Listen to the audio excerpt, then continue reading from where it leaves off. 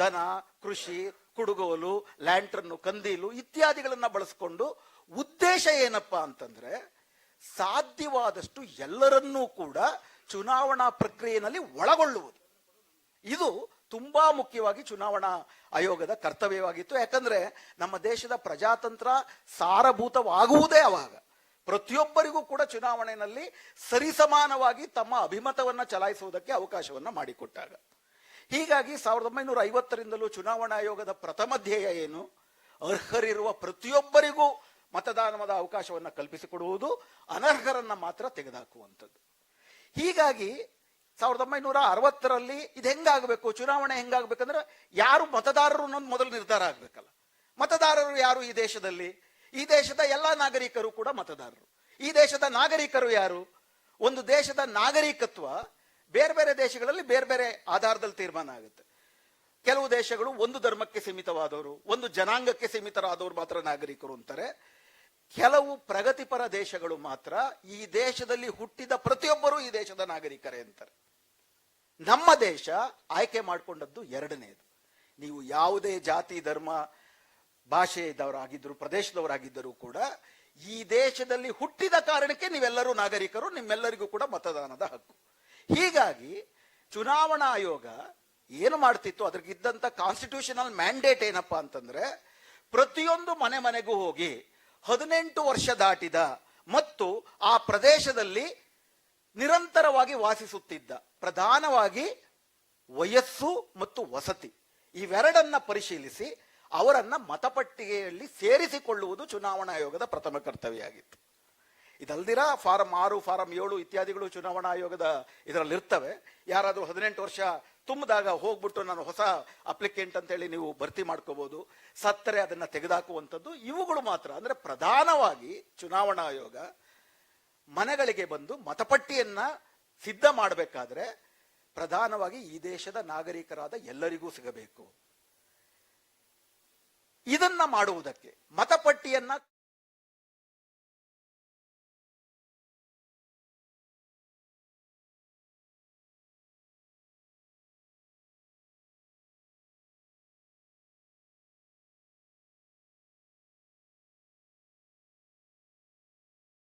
ಪ್ರಧಾನವಾಗಿ 4 ಬಗೆಯ ಪರಿಷ್ಕರಣೆಯನ್ನ ಮಾಡ್ತಾರೆ.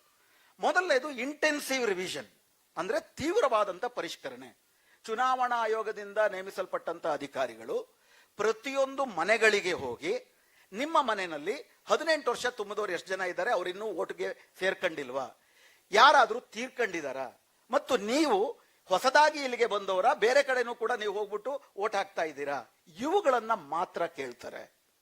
ಈಗಾಗಲೇ ನೀವು ಓಟ್ ಹಾಕಿದ್ರೆ ಮತ್ತೆ ನಿಮ್ಮ ನಾಗರಿಕತ್ವ ಸಾಬೀತು ಮಾಡಿ ಅಂತ ಅಂದ್ಬಿಟ್ಟು ಕೇಳುವ ಅಧಿಕಾರವೇ ಅವರಿಗಿಲ್ಲ. ಇದು ಇಂಟೆನ್ಸಿವ್ ರಿವಿಷನ್. ಇದು ಕಾಲ ಕಾಲಕ್ಕೆ ಮಾಡ್ತಾರೆ, ಪ್ರತಿ 5 ವರ್ಷಕ್ಕೊಂದ್ಸತಿ, 10 ವರ್ಷಕ್ಕೊಂದ್ಸತಿ. ವಿಶೇಷವಾಗಿ ಏನು ಪ್ರಕ್ರಿಯೆಯನ್ನ ಗಮನಿಸಿ, ಇದರಲ್ಲಿ ಪ್ರತಿಯೊಬ್ಬರನ್ನು ಅರ್ಹರನ್ನು ಚುನಾವಣಾ ಮತದಾರರ ಪಟ್ಟಿಗೆ ಸೇರಿಸಿಕೊಳ್ಳುವ ಜವಾಬ್ದಾರಿ ಚುನಾವಣಾ ಆಯೋಗದ್ದು, ಮತದಾರರದಲ್ಲ. ಹೀಗಾಗಿ ಚುನಾವಣಾ ಆಯೋಗದ ಅಧಿಕಾರಿಗಳು ಮನೆಗೆ ಹೋಗ್ತಾರೆ. ಮನೆಗೆ ಹೋಗಿ ಯಾರಾದ್ರೂ ಇದ್ರೆ ಅವ್ರನ್ನ ಸೇರ್ಸ್ಕೊಂಡ್ ಬರ್ತಾರೆ, ಸತ್ತೋಗಿದ್ರೆ ಕಿತ್ತಾಕ್ ಬರ್ತಾರೆ. ಎರಡನೇದು ಸಮ್ಮರಿ ರಿವಿಷನ್ ಅಂತ ಮಾಡ್ತಾರೆ. ಸಮ್ಮರಿ ರಿವಿಷನ್ ಅಂದ್ರೆ ಪ್ರತಿ ಹೊಸ ಚುನಾವಣೆಗೆ ಮುಂಚೆ 2 ಚುನಾವಣೆಗಳ ಮಧ್ಯದಲ್ಲಿ 18 ವರ್ಷ ಹೊಸದಾಗಿ ತುಂಬಿದವರು, ಜಾಗ ಬದಲಾಯಿಸಿದವರು ಮತ್ತು ಸತ್ತೋದವರು, ಇದನ್ನ ಈಗಾಗಲೇ ಇರುವ ಮಾಹಿತಿಯನ್ನ ಆಧರಿಸಿ ಮಾಡ್ತಾರೆ. ಆಗ ಮನೆಗೆ ಹೋಗಲ್ಲ, ಪ್ರಾಯಶಃ ಪ್ರತಿ ಚುನಾವಣೆಗೆ ಮುಂಚೆ ಸಮ್ಮರಿ ರಿವಿಷನ್ ಆಗುತ್ತೆ. ಇದಲ್ದಿರ ಒಂದು ಸ್ಪೆಷಲ್ ಸಮ್ಮರಿ ರಿವಿಷನ್ ಅಂತ ಮಾಡ್ತಾರೆ. ಯಾವುದಾದ್ರೂ ಒಂದು ಪ್ರದೇಶದಲ್ಲಿ ಕೈ ಬಿಟ್ಟೋಗಿದೆ, ಕೆಲವ್ರನ್ನ ಸೇರಿಸಿಲ್ಲ, ಕೆಲವು ಏರುಪೇರುಗಳಾಗಿದ್ದಾವೆ ಅಂತಂದ್ರೆ ಚುನಾವಣಾ ಆಯೋಗ ಹಳ್ಳಿಯಾಗಿದ್ರೆ ಗ್ರಾಮ ಸಭೆಯನ್ನ ಸೇರಿಸಿ ತಾವು ಸಿದ್ಧಪಡಿಸಿದಂತ ಪಟ್ಟಿಯನ್ನ ಗ್ರಾಮ ಸಭೆಯಲ್ಲಿ ಓದಿ, ವಾರ್ಡ್ ಕಮಿಟಿಗಳೆಲ್ಲ ಓದಿ ಇದು ಸರಿ ಇದೆಯಾ ಅಂತನ್ಬಿಟ್ಟು ಗ್ರಾಮ ಸಭೆಯ ಅನುಮತಿಯನ್ನ, ಸಮ್ಮತಿಯನ್ನ ಪಡೆದುಕೊಳ್ತಾರೆ. ಇದೊಂದು ದೊಡ್ಡ ಪ್ರಜಾತಾಂತ್ರಿಕ ಪ್ರಕ್ರಿಯೆ. ಇದಲ್ದಿರ ಪಾರ್ಟ್ಲಿ ಇಂಟೆನ್ಸಿವ್, ಪಾರ್ಟ್ಲಿ ಸಮ್ಮರಿ ಎನ್ನುವ ಇನ್ನೊಂದು 4ನೇ ರಿವಿಷನ್ ಇರುತ್ತೆ. ಕೆಲವು ನಿರ್ದಿಷ್ಟ ಸಂದರ್ಭಗಳಲ್ಲಿ ಮಾತ್ರ ಮಾಡ್ತಾರೆ. ಅಂದ್ರೆ ಇದರ ತಾತ್ಪರ್ಯ ಇಷ್ಟೇ, ಈ ಎಲ್ಲಾ ರಿವಿಷನ್ಗಳು ಕೂಡ ಮಾಡುವುದು ಅರ್ಹರಾದವರನ್ನ ಸೇರಿಸಿಕೊಳ್ಳುವುದಕ್ಕೆ. ಇದು ಇದರಿಂದಿರೋ ತಾತ್ಪರ್ಯ, ಇದರಿಂದಿರೋ ಒತ್ತೆ ಅದು. ಅರ್ಹರಾದವರು ಬಿಟ್ಟು ಹೋಗಬಾರದು. ಎರಡನೇದು ಮುಖ್ಯವಾದದ್ದೇನಪ್ಪಾ ಅಂದ್ರೆ ಅರ್ಹರಾದವ್ರನ್ನ ಹುಡುಕಿಕೊಂಡು ಹೋಗಿ ಅವ್ರನ್ನ ಪಟ್ಟಿಗೆ ಸೇರಿಸುವ ಜವಾಬ್ದಾರಿ ಚುನಾವಣಾ ಆಯೋಗದ್ದು, ಮತದಾರರದ್ದಲ್ಲ. ಮೂರನೇದು ಅತಿ ಮುಖ್ಯವಾದದ್ದು, ಯಾವ ಸಂದರ್ಭದಲ್ಲೂ ಕೂಡ ನೀವು ಈ ದೇಶದ ನಾಗರಿಕರು ಹೌದಾ ಅಲ್ವಾ ಅನ್ನೋ ಸಾಬೀತು ಮಾಡಿ, ಮತ್ತು ನಾವು ಹೇಳಿದಂತ ದಾಖಲೆಗಳನ್ನ ನೀವು ಕೊಡ್ಲಿಲ್ಲ ಅಂದ್ರೆ ನೀವು ನಾಗರಿಕರಲ್ಲ ಅಂತ ತಿರಸ್ಕರಿಸ್ತೀವಿ ಅಂತ ಹೇಳುವ ಅಧಿಕಾರವೇ ಚುನಾವಣಾ ಆಯೋಗಕ್ಕಿಲ್ಲ. ಆದ್ರೆ ಇದರಲ್ಲಿ ಒಂದು ವೈರುಧ್ಯ ಬರುತ್ತೆ. ಆದ್ರೆ ನೀವು ನಾಗರಿಕರ ಅಂದ್ರೆ ಕೇಳಬೇಕಲ್ವಾ? ನಮ್ಮ ದೇಶದಲ್ಲಿ ಬೇರೆ ದೇಶಗಳಂತೆ ಇದುವರೆಗೂ ನೀವು ನಾಗರಿಕರು ಅಂತ ಒಂದು ಸರ್ಟಿಫಿಕೇಟ್ ಯಾರೂ ಕೊಟ್ಟಿಲ್ಲ. ಇದುವರೆ ತನಕ ಯಾರೂ ಕೂಡ ನೋಡಿ ಇದು ನನ್ನ ನಾಗರಿಕತ್ವ ಸರ್ಟಿಫಿಕೇಟ್ ಅಂತ ಕೊಡುವುದಕ್ಕೆ ಯಾವುದೂ ಇಲ್ಲ. ಹೀಗಾಗಿ ನೀವು ಈಗಾಗಲೇ ವೋಟ್ ಹಾಕಿದ್ರೆ, ಹಿಂದೆಲ್ಲ ನಿಮ್ಗೆ ಇಲ್ಲೇ ವಾಸಿಸಿದಿರಾ ಅಂತ ಅಕ್ಕಪಕ್ಕದವ್ರು ಹೇಳಿದ್ರೆ, ನೀವು ಆ ದಾಖಲೆಗಳನ್ನ ಕೊಟ್ರೆ ಚುನಾವಣಾ ಆಯೋಗ ಅಷ್ಟನ್ನು ಒಪ್ಕೊಂಡು ಬರುತ್ತೆ. ಅದಲ್ಲದೆ ಕೆಲವು ಸಂದರ್ಭ ಹುಟ್ಟುತ್ತೆ, ಕೆಲವು ವಿದೇಶಿಯರು ಬಂದ್ಬಿಟ್ಟಿದ್ದಾರೆ ಅಂತ ಬೇರೆಯವರು ದೂರು ಕೊಡ್ಬೋದು. ದೂರು ಬರಬೇಕು. ನಿರ್ದಿಷ್ಟ ಪ್ರದೇಶದಲ್ಲಿ ವಿದೇಶಿಯರು ಜಾಸ್ತಿ ಇದ್ದಾರೆ, ಅವರೆಲ್ಲರೂ ಕೂಡ ಮತಪತ್ರ ತಗೊಂಡ್ಬಿಟ್ಟಿದ್ದಾರೆ ಅನ್ನೋ ದೂರು ಬರುತ್ತೆ. ಆ ದೂರು ಬಂದಾಗ ಚುನಾವಣಾ ಆಯೋಗ ಹೋಗಿ ಸಂಬಂಧಪಟ್ಟ ಮತದಾರರನ್ನ ಮಾತ್ರ ನೀವು ನಾಗರಿಕರು ಅನ್ನುವುದಕ್ಕೆ ನಿಮ್ಮ ಹತ್ರ ಏನು ಸಾಬೀತಿದೆ ಅಂತ ಕೇಳಬೇಕು. ಅವರು ಕೊಟ್ಟಂತ ದಾಖಲೆಗಳನ್ನ ಪುರಾವೆಯಾಗಿ ಆಸ್ ಎನ್ ಎವಿಡೆನ್ಸ್ ಪರಿಗಣಿಸಬೇಕು. ಇದನ್ನ ತುಂಬಾ ಸ್ಪಷ್ಟವಾಗಿ 1995ರಲ್ಲಿ Lal Babu Hussain and others versus electoral registration officers ಅಂತ ಸುಪ್ರೀಂ ಕೋರ್ಟ್ ಅಲ್ಲಿ ಒಂದು ಸುದೀರ್ಘ ಪ್ರಕರಣ ನಡೆಯುತ್ತೆ. ಮುಂಬೈ ಮತ್ತು ದೆಹಲಿನಲ್ಲಿ ಸ್ಲಂ ವಾಸಿಗಳಾದಂತಹ ಮುಸ್ಲಿಮರಿಗೆ ಓಟು ನಿರಾಕರಣೆ ಮಾಡಬೇಕು, ಅವರು ನಾಗರಿಕರ ಅಲ್ವಾ ಪರಿಶೀಲಿಸಿ ಅಂತ ಚುನಾವಣಾ ಆಯೋಗ ಪೊಲೀಸರಿಗೆ ಹೇಳುತ್ತೆ. ಪೊಲೀಸರು ಹೋಗ್ಬಿಟ್ಟು ಸ್ಲಮ್ಗಳಲ್ಲಿ ನೀವು ನಾಗರಿಕರ ಏನಾದ್ರು ತೋರಿಸಿ ಸರ್ಟಿಫಿಕೇಟ್ ಅಂದ್ರೆ ಅವ್ರು ಕೊಟ್ಟಿದ್ದನ್ನು ಯಾವುದನ್ನು ಒಪ್ಪದಿರಾ ಇವರು ಇಲ್ಲ ಈ ದೇಶದ ನಾಗರಿಕರಲ್ಲ ಅಂತ ಅಂದ್ಬಿಟ್ಟು ಚುನಾವಣಾ ಆಯೋಗಕ್ಕೆ ವರದಿ ಕೊಡ್ತಾರೆ. ಚುನಾವಣಾ ಆಯೋಗ ಆ ವರದಿಯನ್ನ ಆಧರಿಸಿ ಅವರ ನಾಗರಿಕತ್ವವನ್ನ ಕಿತ್ತಾಕತ್ತೆ. ಅದನ್ನ ವಿರೋಧಿಸಿ ಸುಪ್ರೀಂ ಕೋರ್ಟ್ಗೆ ಹೋಗುತ್ತೆ. ಸುಪ್ರೀಂ ಕೋರ್ಟ್ ನಲ್ಲಿ 3 ಜನರ ಬೆಂಚ್, ಚೀಫ್ ಜಸ್ಟಿಸ್ ಅಹಮದಿ ಮತ್ತು ಇನ್ನಿತರ 3 ಜನ ಜಡ್ಜ್ಗಳ ಬೆಂಚಿನಲ್ಲಿ ತುಂಬಾ ಸ್ಪಷ್ಟವಾಗಿ ಇದು ತಪ್ಪು, ನಾಗರಿಕತ್ವ ಹೌದೋ ಅಲ್ವೋ ಅನ್ನುವಂಥದ್ದು ಒಂದು ಕ್ವಾಸಿ ಜುಡಿಷಿಯಲ್ ಪ್ರೋಸೆಸ್, ಅದೊಂದು ನ್ಯಾಯಾಂಗ ಪ್ರಕ್ರಿಯೆ. ಅದನ್ನ ಒಬ್ಬ ಸರ್ಕಾರಿ ಅಧಿಕಾರಿ ತೀರ್ಮಾನ ಮಾಡಕ್ ಬರಲ್ಲ. ಹಾಗೂ ಈ ದಾಖಲೆಗಳನ್ನ ಕೊಟ್ಟರೆ ಮಾತ್ರ ನೀನು ನಾಗರಿಕ ಅಂತ ನೀವು ಹೇಳಕ್ ಬರೋದಿಲ್ಲ. ಅವ್ರ ಹತ್ರ ಇರೋ ಯಾವುದೇ ದಾಖಲೆಗಳನ್ನ ಕೊಟ್ಟರು ಕೂಡ ಆ ದಾಖಲೆ ಸರಿ ಇದೆಯಾ ಇಲ್ವಾ ಅಂತ ಒಂದು ಎವಿಡೆನ್ಷಿಯರ್ ವ್ಯಾಲ್ಯೂ ಕೊಟ್ಟು ಅದಕ್ಕೊಂದು ಸಾಕ್ಷಿಯ ಮಹತ್ವವನ್ನು ಕೊಟ್ಟು ನೀವು ಪರಿಶೀಲಿಸಬೇಕು. ಈ 3 ಮಹತ್ವದ ವಿಷಯಗಳನ್ನ 3 ಜಡ್ಜ್ ಬೆಂಚ್, ತ್ರಿಸದಸ್ಯ ಪೀಠ ತೀರ್ಮಾನ ಮಾಡಿದೆ. ಇದಿಷ್ಟು ಇದುವರೆ ತನಕ ನಡ್ಕೊಂಡು ಬಂದದ್ದು. ಆದ್ರೆ ಈಗ ಇದ್ದಕ್ಕಿದ್ದಾಗೆ 2025ರ ಜೂನ್ 24ನೇ ತಾರೀಕು ದಿಢೀರನೆ ಮೇಲೆದ್ಬಿಟ್ಟು ಚುನಾವಣಾ ಆಯೋಗ ಬಿಹಾರದಲ್ಲಿ ಸ್ಪೆಷಲ್ ಇಂಟೆನ್ಸಿವ್ ರಿವಿಷನ್ ನಾವು ಮಾಡ್ತೀವಿ, ವಿಶೇಷ ತೀವ್ರ ಪರಿಷ್ಕರಣೆಯನ್ನ ಮಾಡ್ತೀವಿ ಅಂತ ಘೋಷಣೆ ಮಾಡಿದ್ರು. ನಾನು ವಿವರಗಳಿಗೆ ಹೋಗಲ್ಲ, ಸುಮಾರಷ್ಟರಲ್ಲಿ ವಿವರಗಳಿದಾವೆ. SIRಗೂ ಇದುವರೆ ತನಕ ಬಂದಂತ ಚುನಾವಣಾ ಪ್ರಕ್ರಿಯೆಗೂ ಏನು ವ್ಯತ್ಯಾಸ ಇದೆ ಅನ್ನೋದನ್ನು ಮಾತ್ರ ನಿಮ್ಮ ಮುಂದೆ ಇಡ್ತೇನೆ. ಈ ಸ್ಪೆಷಲ್ ಇಂಟೆನ್ಸಿವ್ ರಿವಿಷನ್ ನಲ್ಲಿ ಈಗ ಅದು ಬಿಹಾರದಲ್ಲಿ ಆಗಿ ಮುಗಿದಿದೆ, 12 ರಾಜ್ಯಗಳಲ್ಲಿ ಶುರುವಾಗಿದೆ. ಫೆಬ್ರವರಿನಲ್ಲಿ 12 ರಾಜ್ಯಗಳಲ್ಲಿ ಮುಗಿದಾದ ಮೇಲೆ ಪ್ರಾಯಶಃ ಸೆನ್ಸಸ್ಗೆ ಮುಂಚೆ ಉಳಿದೆಲ್ಲ ರಾಜ್ಯಗಳಲ್ಲೂ ಆಗುತ್ತೆ, ಕರ್ನಾಟಕದಲ್ಲೂ ಆಗುತ್ತೆ ಬಹುಶಃ ಫೆಬ್ರವರಿಯ ನಂತರ. ಅದರಲ್ಲಿ ಏನ್ ಮಾಡುತ್ತೆ, ಮೊದಲನೇ ವ್ಯತ್ಯಾಸ ಗುರುತಿಸ್ಕೊಳ್ಳಿ. ಮೊದಲನೇದು, ನಾನು ಮತದಾರ ಅಂತ ಹೇಳಿ ನಾನು ಹೋಗಿ ಚುನಾವಣಾ ಆಯೋಗದ ಮುಂದೆ ನಾನು ಅಪ್ಲಿಕೇಶನ್ ಹಾಕುವಂಥದ್ದಿರಲಿಲ್ಲ. ಅಪ್ಲಿಕೇಶನ್ ನೀವು ಹಾಕ್ಲಿಲ್ಲ ಅಂತಂದ್ರೆ ನೀವು ಮತದಾರ ಅಲ್ಲ ಅಂತ ಹೇಳುವಂತಹ ಅಧಿಕಾರವೇ ಚುನಾವಣಾ ಆಯೋಗಕ್ಕಿರಲಿಲ್ಲ. ಸ್ಪೆಷಲ್ ಇಂಟೆನ್ಸಿವ್ ರಿವಿಷನ್ ಅಲ್ಲಿ ಮೊದಲನೇದು, ಸ್ಪೆಷಲ್ ಇಂಟೆನ್ಸಿವ್ ರಿವಿಷನ್ ಅನ್ನುವಂತಹ ಒಂದು ಪ್ರಕ್ರಿಯೆ 1950ರ ರೆಪ್ರೆಸೆಂಟೇಷನ್ ಆಫ್ ಪೀಪಲ್ಸ್ ಆಕ್ಟ್ ಅಲ್ಲೂ ಇಲ್ಲ, 1960ರ ಎಲೆಕ್ಟ್ರಲ್ ರಿಜಿಸ್ಟರ್ ನಿಯಮಗಳಲ್ಲೂ ಕೂಡ ಇಲ್ಲ. ಇದು ಇವರು ಇದ್ದಕ್ಕಿದ್ದಾಗೆ ಹುಡುಕಿದ್ದು. ಅವ್ರು 2003ರಲ್ಲೇ ಮಾಡ್ತಿದೀವಿ ಅಂತಾರೆ. 2003ರಲ್ಲಿ intensive special revision of intensive nature ಅಂತಿದೆಯೇ ಹೊರತು SIR ಅನ್ನೋ ಪದ ಇಲ್ಲ. ಇದು ಆ ರೀತಿಯೇ ಸಂವಿಧಾನ ಬಾಹಿರವಾದದ್ದು. ಎರಡನೇದು, ಇವ್ರು ಏನ್ ಮಾಡ್ತಾರೆ, ಪ್ರತಿ ಮನೆಗಳಿಗೆ ಬಂದು 2 ಫಾರಂ ಕೊಡ್ತಾರೆ. ದಯವಿಟ್ಟು ಗಮನಿಸ್ಕೊಟ್ಟು ಕೇಳಿ. ಆ 2 ಫಾರಂಗಳಲ್ಲಿ ನೀವು ಅದರಲ್ಲಿ ಕೆಲವು ಪ್ರಶ್ನೆಗಳಿರುತ್ತೆ. ನಿಮ್ಮ ಹೆಸರು, ನಿಮ್ಮ ಅಪ್ಪ ಅಮ್ಮನ ಹೆಸರು, ನಿಮ್ಮ ಜಾತಿ ಇತ್ಯಾದಿಗಳೆಲ್ಲವೂ, ಧರ್ಮ ಎಲ್ಲವೂ ಇರುತ್ತೆ. ಆ 2 ಫಾರಂನ ಕೂಡ ನೀವು ಭರ್ತಿ ಮಾಡಿ ಸಮಯದ ಒಳಗಾಗಿ 1 ತಿಂಗಳ ಅವಧಿ ಇದ್ರೆ 1 ತಿಂಗಳ ಅವಧಿ ಒಳಗಡೆ ನೀವು ವಾಪಸ್ ಚೀಫ್ ಎಲೆಕ್ಷನ್ ಕಮಿಷನರ್ಗೆ ಅಥವಾ ಅವರ ಕಚೇರಿಗಳಿಗೆ ಕೊಡಬೇಕು. ನೀವು ಅಪ್ಲಿಕೇಶನ್ ನ ಸಮಯಾವಧಿ ಒಳಗಡೆ ಕೊಡ್ಲಿಲ್ಲ ಅಂತಂದ್ರೆ ನೀವು ವೋಟರ್ ಅಲ್ಲ. ಇದುವರ ತನಕ ಇದಿರಲಿಲ್ಲ. ಇದು ಮೊದಲನೇದು. ಅವಧಿ ಒಳಗಡೆ ನಾವೇ ಅಪ್ಲಿಕೇಶನ್ ತುಂಬಿಕೊಂಡು ಹೋಗಿ ಕೊಡಬೇಕು. ಅದು ನಮ್ಮ ಜವಾಬ್ದಾರಿ. ಈಗ ಚುನಾವಣಾ ಆಯೋಗದ ಜವಾಬ್ದಾರಿ ಅಲ್ಲ. ಅಂದ್ರೆ ಜವಾಬ್ದಾರಿಯನ್ನ ತಲೆಕೆಳಗಾಗಿ ಮಾಡೋದು. ಇದು ಮೊದಲನೇದು. ಎರಡನೇದು, ಇದುವರ ತನಕ ಚುನಾವಣಾ ಆಯೋಗ ಕೇಳ್ತಿದ್ದು ನಿಮ್ಮ ವಯಸ್ಸು ಮತ್ತು ನಿಮ್ಮ ವಸತಿ, ಇವೆರಡಕ್ಕೆ ಮಾತ್ರ ಅವರು ದಾಖಲೆಗಳನ್ನ ಕೇಳ್ತಿದ್ರು. 18 ವರ್ಷ ತುಂಬಿದೆಯಾ ಮತ್ತು ordinary resident of the area, ಸಾಮಾನ್ಯವಾಗಿ ಇದೇ ಇದರಲ್ಲಿ ವರ್ಷಗಳಿಂದ ನೀನು ವಾಸ ಮಾಡ್ತಿದೀಯ. ಈಗ ಅಷ್ಟು ಮಾತ್ರ ಅಲ್ಲ, ಇದು ತುಂಬಾ ತುಂಬಾ ಮುಖ್ಯವಾದದ್ದು. ಇದರಲ್ಲಿ ಏನ್ ಹೇಳ್ತಿದ್ದಾರೆ, 2003ರಲ್ಲಿ ನಾವೊಂದು ಸ್ಪೆಷಲ್ ಇಂಟೆನ್ಸಿವ್ ರಿವಿಷನ್ ಮಾಡಿದ್ವಿ. ಮಾಡಿಲ್ಲ, ಸುಳ್ಳದು. 2003ರಲ್ಲಿ ಸ್ಪೆಷಲ್ ಇಂಟೆನ್ಸಿವ್ ರಿವಿಷನ್ ಮಾಡಿದಾಗ ಏನು ಮತಪಟ್ಟಿನಲ್ಲಿ ಹೆಸರಿದೆ ಅವರು ಓಕೆ, ಅವರು 2003ರ ಇಂಟೆನ್ಸಿವ್ ರಿವಿಷನ್ ಪಟ್ಟಿನಲ್ಲಿ ನಮ್ಮ ಹೆಸರಿದೆ ಅಂತ ಒಂದು ಡಾಕ್ಯುಮೆಂಟ್ ಅವರು ತೋರಿಸ್ಬೇಕು. ಈ 2 ಫಾರಂ ಕೊಡ್ತಾರಲ್ಲ, 2 ಫಾರಂ ಭರ್ತಿ ಮಾಡಿ 2003ಕ್ಕೆ ಮುಂಚೆ ನಿಮ್ದೇನಾದ್ರೂ ಪಟ್ಟಿನಲ್ಲಿ ಹೆಸರಿದ್ರೆ ಅದನ್ನ ಫಾರಂ ಒಂದು ಫೈಲ್ ಮಾಡಿ ಅವ್ರಿಗೆ ಕೊಡಬೇಕು. ಅದನ್ನ ಅವರು ಒಪ್ಕೋತಾರೆ. 2003ರ ನಂತರ 18 ವರ್ಷ ತುಂಬಿದವರು ಅಥವಾ ಆಗ ಹೊಸದಾಗಿ ರಿಜಿಸ್ಟರ್ ಮಾಡಿಕೊಂಡವರು, ಇದರಲ್ಲಿ 3 ಭಾಗಗಳನ್ನ ಮಾಡ್ತಾರೆ. ಮೊದಲನೇದಾಗಿ ಇಡೀ ಮತದಾರರನ್ನ 2 ಭಾಗ ಮಾಡಿಬಿಟ್ರು. 2003ಕ್ಕೆ ಮುಂಚೆ, 2003ರ ನಂತರ 2 ಭಾಗ ಆಗೋಯ್ತು. 2003ರ ನಂತರದಲ್ಲಿ ಇನ್ನು 3 ಭಾಗ ಮಾಡಿದ್ರು. 2003ರ ನಂತರ ಮತದಾನ ಮಾಡಕ್ಕೆ ಶುರು ಮಾಡಿದವರು 1987ರ ಡಿಸೆಂಬರ್ 30 ಜೂನ್ 15ಕ್ಕೆ ಮುಂಚೆ ಹುಟ್ಟಿದ್ರೆ ನೀವು ನಿಮ್ಮ ಜನನ ಮರಣ ಪತ್ರವನ್ನ ಕೊಡಬೇಕು. ನಿಮ್ಮದು ಜನನ ಮರಣ ಪತ್ರ ಕೊಡಬೇಕು. ಅಥವಾ ಬಿಹಾರದ ಉದಾಹರಣೆ ಹೇಳುವುದಾದರೆ, ಅವರು 11 ದಾಖಲೆಗಳ ಪಟ್ಟಿಯನ್ನ ಕೊಟ್ಟಿದ್ದಾರೆ. ಆ 11 ದಾಖಲೆಗಳಲ್ಲಿ 1 ದಾಖಲೆಗಳನ್ನ ನೀವು ಕೊಡಬೇಕು. ನೀವು 87ಕ್ಕೆ ಮುಂಚೆ ಹುಟ್ಟಿದ್ದೀರಾ ಅಂತ ಸಾಬೀತು ಮಾಡಬೇಕು. ಈ 11 ಇದನ್ನ ಹೇಳ್ತೀನಿ ಏನೇನು ದಾಖಲೆಗಳು, ಅದರಲ್ಲಿರೋ ಸಮಸ್ಯೆ ಏನು ಅಂತೇಳಿ.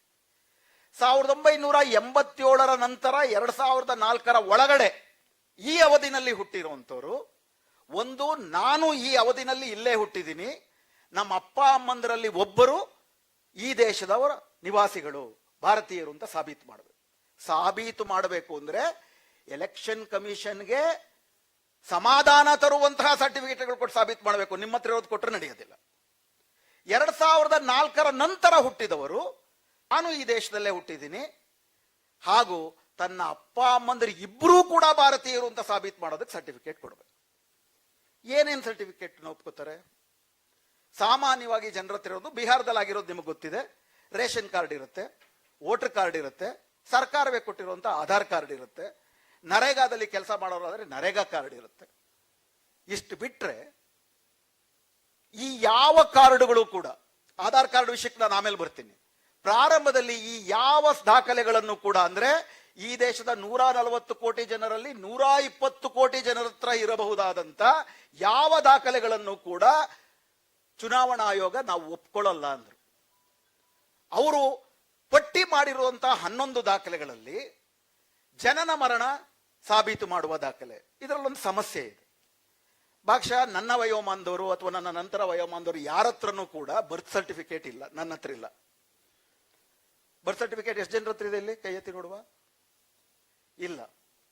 ಬರೀ ಬರ್ತ್ ಸರ್ಟಿಫಿಕೇಟ್ ಇದ್ರೆ ಸಾಲಲ್ಲ. ನಾನು ಶಿವಸುಂದರ್ ಅನ್ನವನು, ನಾನು ಹುಟ್ಟಿದಾಗ ನನಗೇನು ಹೆಸರಿರೋದಿಲ್ವಲ್ಲ. ಒಂದು ಮಗು, ಗಂಡು ಮಗು ಹುಟ್ಟಿತು ನಮ್ಮ ಅಪ್ಪ ಅಮ್ಮಂಗೆ. ನಮ್ಮ ಅಪ್ಪ ಅಮ್ಮ ಗ್ರಾಮ ಪಂಚಾಯತ್ ಹೋಗ್ಬಿಟ್ಟು 6 ತಿಂಗಳಿಂದ ಒಂದು ಮಗು ಹುಡ್ತಲ್ಲ, ಆ ಮಗು ಹೆಸರು ಶಿವಸುಂದರ್ ಅಂತ ಹೇಳ್ಬೇಕು ಅವರು. ಆ ಥರದೊಂದು ಸರ್ಟಿಫಿಕೇಟ್ ಇರ್ಬೇಕು. ಬರೀ ಬರ್ತ್ ಸರ್ಟಿಫಿಕೇಟು ಸಾಲಲ್ಲ. ನೆಕ್ಸ್ಟ್, ಅದಿಲ್ಲ ಅಂದ್ರೆ ಮೆಟ್ರಿಕ್ಯುಲೇಷನ್ ಸರ್ಟಿಫಿಕೇಟ್ ಇರಬೇಕು, ಡಿಗ್ರಿ ಸರ್ಟಿಫಿಕೇಟ್ ಇರಬೇಕು. ಅದು ಇಲ್ಲ ಅಂದ್ರೆ ನಿಮ್ಮ ಹತ್ರ ಆಸ್ತಿ, ನಿಮ್ಮ ಹೆಸರಿನಲ್ಲಿರೋ ಆಸ್ತಿ ಸರ್ಟಿಫಿಕೇಟ್ ಇರಬೇಕು. ಅದು ಇಲ್ಲ ಅಂದ್ರೆ ನಿಮ್ಮ ಹತ್ರ ಪಾಸ್ಪೋರ್ಟ್ ಇರಬೇಕು. ಸಾರಾಂಶದಲ್ಲಿ ಏನ್ ಹೇಳ್ತಿದ್ದಾರೆ, ಶಿಕ್ಷಣ, ಸಂಪತ್ತು, ಜ್ಞಾನ ಇವುಗಳು ಇದ್ದವರು ಸಹಜ ಭಾರತೀಯರು, ಇವುಗಳಿಲ್ಲದವರು ಅನುಮಾನಾಸ್ಪದ ಭಾರತೀಯರು. ಯಾವುದನ್ನ 1950ರ ನಮ್ಮ ಸಂವಿಧಾನ ನಿರಾಕರಿಸಿ, ಶಿಕ್ಷಣ ಇಲ್ಲದವರಿಗೆ, ಆಸ್ತಿ ಇಲ್ಲದವರಿಗೆ ಮತದಾನ ನಿರಾಕರಣೆ ಅಂತ ಅನ್ಬಿಟ್ಟು ಏನಾಗಿನ ಜ್ಞಾನ ಇತ್ತು, ಅದನ್ನ ನಿರಾಕರಿಸಿ ಎಲ್ಲರಿಗೂ ಕೂಡ ಮತದಾನ ಅಂತ ಅನ್ಬಿಟ್ಟು ಏನು ನಮ್ಮ ಸಂವಿಧಾನ ಕೊಡ್ತು, ಅದನ್ನ ಈ ಸರ್ಕಾರ ಹೊಸ ನಿಯಮಗಳನ್ನ 11 ಸರ್ಟಿಫಿಕೇಟ್ ನ ಕಡ್ಡಾಯ ಮಾಡಿ ಶಿಕ್ಷಣ, ಆಸ್ತಿ, ಸಂಪತ್ತು ಇದ್ದವ್ರಿಗೆ ಮಾತ್ರ ಮತದಾನ, ಅವ್ರು ಮಾತ್ರ ಮತದಾರರು ಅಂತ ಮಾಡುತ್ತೆ. ಆಧಾರ್ ಕಾರ್ಡ್ನಾದ್ರೂ ಮಾಡಿ ಅಂತ ಒಂದು ಶುರುವಾಯಿತು ಬಿಹಾರ್ನಲ್ಲಿ. ಸುಪ್ರೀಂ ಕೋರ್ಟ್ ಅಲ್ಲಿ 2025 ಆಗಸ್ಟ್ ಇಂದ ಸೆಪ್ಟೆಂಬರ್ 8 ತನಕ ಸತತವಾಗಿ ವಾದ ಮಾಡಿ ಸುಪ್ರೀಂ ಕೋರ್ಟ್ ಸತತವಾಗಿ 4 ಆದೇಶಗಳನ್ನು ಕೊಟ್ಟರೂ ಕೂಡ ಬಿಹಾರದ SIR ಅಲ್ಲಿ ಆಧಾರ್ ಕಾರ್ಡ್ ಒಪ್ಕೊಳ್ಳೋಕೆ ರೆಡಿ ಇರಲಿಲ್ಲ. ಇದರ ನಡುವೆ ಸೆಪ್ಟೆಂಬರ್ 1ನೇ ತಾರೀಕು ಪಟ್ಟಿ ರಿಲೀಸ್ ಆಗುತ್ತೆ, ಡ್ರಾಫ್ಟ್ ಮತದಾರರ ಪಟ್ಟಿ. 65 ಲಕ್ಷ ಜನ ಡಿಲೀಟ್ ಆಗಿರ್ತಾರೆ. ಆಧಾರ್ ಕಾರ್ಡ್ನ ಒಪ್ಕೊಳ್ಳಿ ಅಂತ ಹೇಳಿದ್ರೆ ಆಧಾರ್ ಅನ್ನೋದು ಬರೀ ಐಡೆಂಟಿಟಿ ಹೇಳುತ್ತೆ ಹೊರತು ನಿಮ್ಮ ಸಿಟಿಜನ್ಶಿಪ್ಗೆ ಗ್ಯಾರಂಟಿ ಅಲ್ಲ ಅಂತ ಹೇಳ್ತಾರೆ. ಸುಪ್ರೀಂ ಕೋರ್ಟ್ ಮುಂದೆ ಇದನ್ನೇ ವಾದ ಮಾಡ್ತಾರೆ. ಸುಪ್ರೀಂ ಕೋರ್ಟ್ ಮುಂದೆ ಜನಪರ ವಕೀಲರು, ಆಯ್ತು ಸ್ವಾಮಿ, ನಿಮ್ಮ ಈ 11 ದಾಖಲೆಗಳಲ್ಲಿ ಯಾವುದು ಸಿಟಿಜನ್ಶಿಪ್ ಸರ್ಟಿಫಿಕೇಟು? ಒಂದು ಅರ್ಥ ಮಾಡ್ಕೊಂಬೋಣ, ಭಾರತದಲ್ಲಿ ಸಿಟಿಜನ್ಶಿಪ್ ಸರ್ಟಿಫಿಕೇಟ್ ಅಂತ ಯಾವುದೂ ಇಲ್ಲ. ನಕಲು ಮಾಡಬಹುದಾ? ಎಲ್ಲವನ್ನೂ ನಕಲು ಮಾಡಬಹುದು, ಮನುಷ್ಯರನ್ನೇ ನಕಲು ಮಾಡಬಹುದು. ಈಗ ಡೀಪ್ ಫೇಕ್ ಎಲ್ಲ ಬಂದಾಗಿದೆ, ಮನುಷ್ಯರನ್ನೇ ನಕಲು ಮಾಡಬಹುದು. ನಿಮ್ ಮೆಟ್ರಿಕ್ಯುಲೇಷನ್ ಸರ್ಟಿಫಿಕೇಟ್ ನಗದು ಮಾಡಬಹುದು, ನಿಮ್ ಪ್ರಾಪರ್ಟಿ ಸರ್ಟಿಫಿಕೇಟ್ ನಗದು ಮಾಡಬಹುದು, ಹಂಗೆ ಆಧಾರ್ನು ನಕಲು ಮಾಡಬಹುದು. ಆಧಾರ್ಗೆ ಮಾತ್ರ ವಿಶೇಷ ಏನು?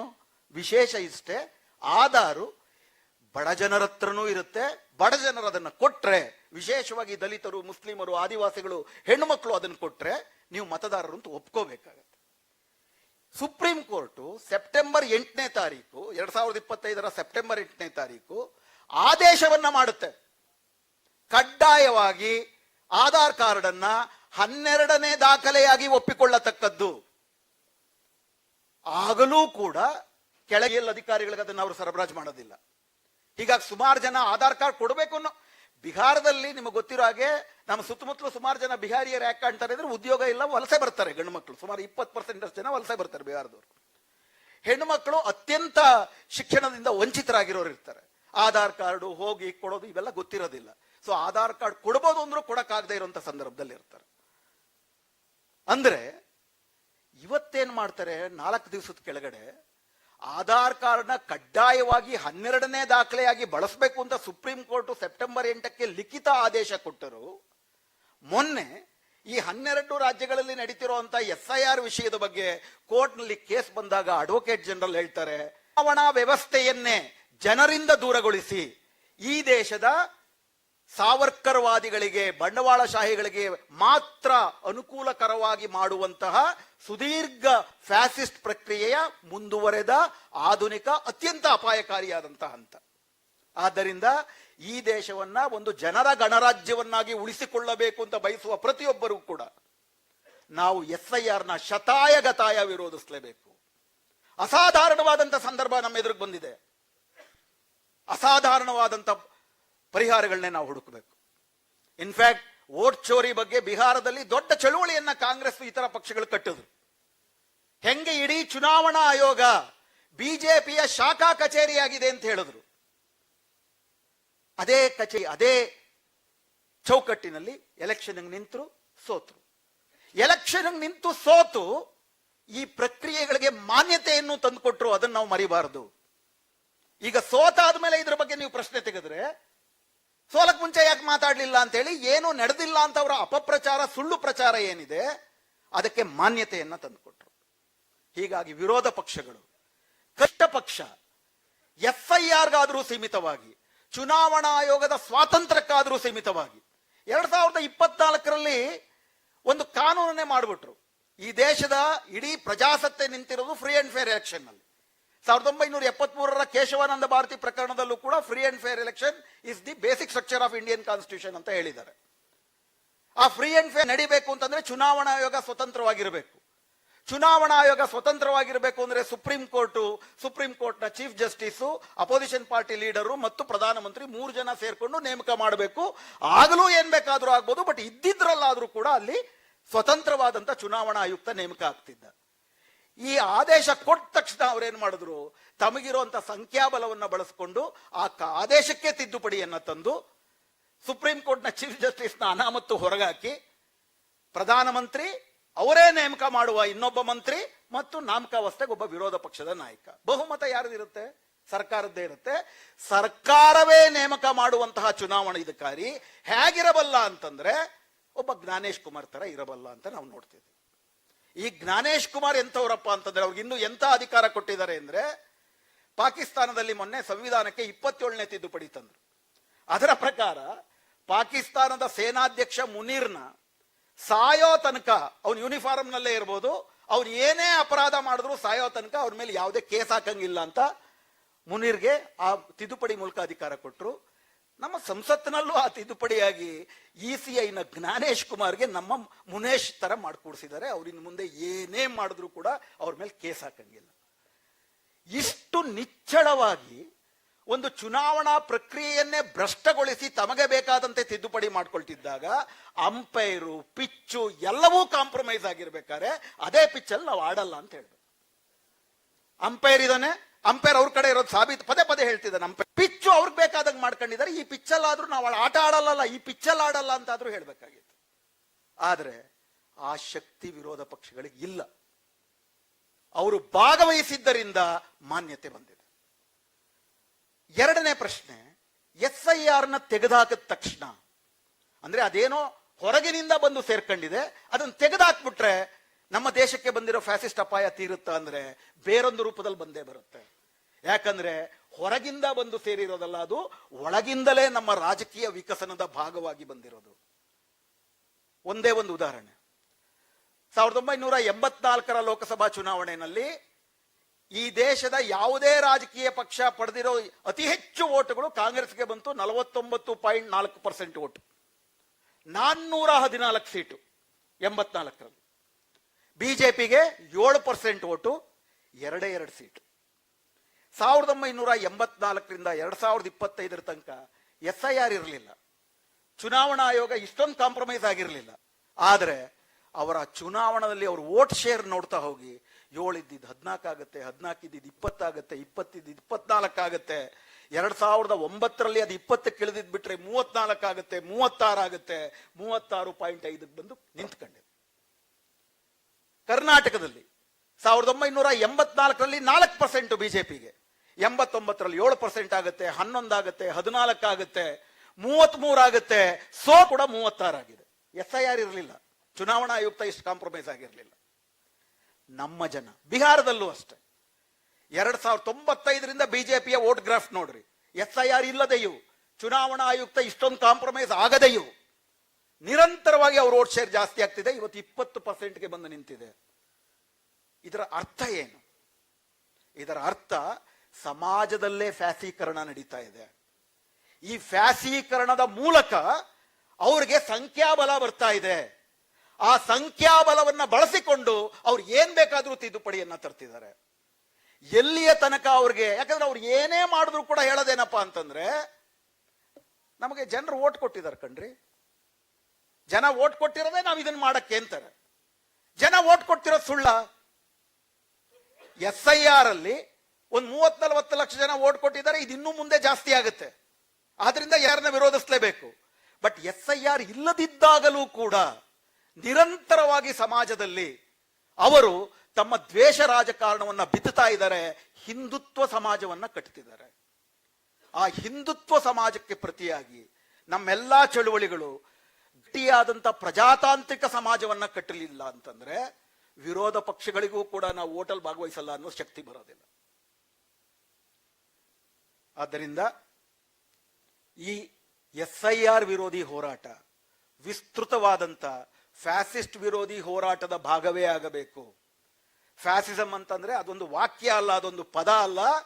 ಇಡೀ ದೇಶದ ಪ್ರಜಾತಂತ್ರವನ್ನ, ಪ್ರಜಾತಾಂತ್ರಿಕ ಮೌಲ್ಯಗಳನ್ನ ಹಂತ ಹಂತವಾಗಿ ಸರ್ವನಾಶ ಮಾಡೋದು, ಅದಕ್ಕೆ ಸಮ್ಮತಿಯನ್ನ ರೂಢಿಸಿಕೊಳ್ಳುವುದು.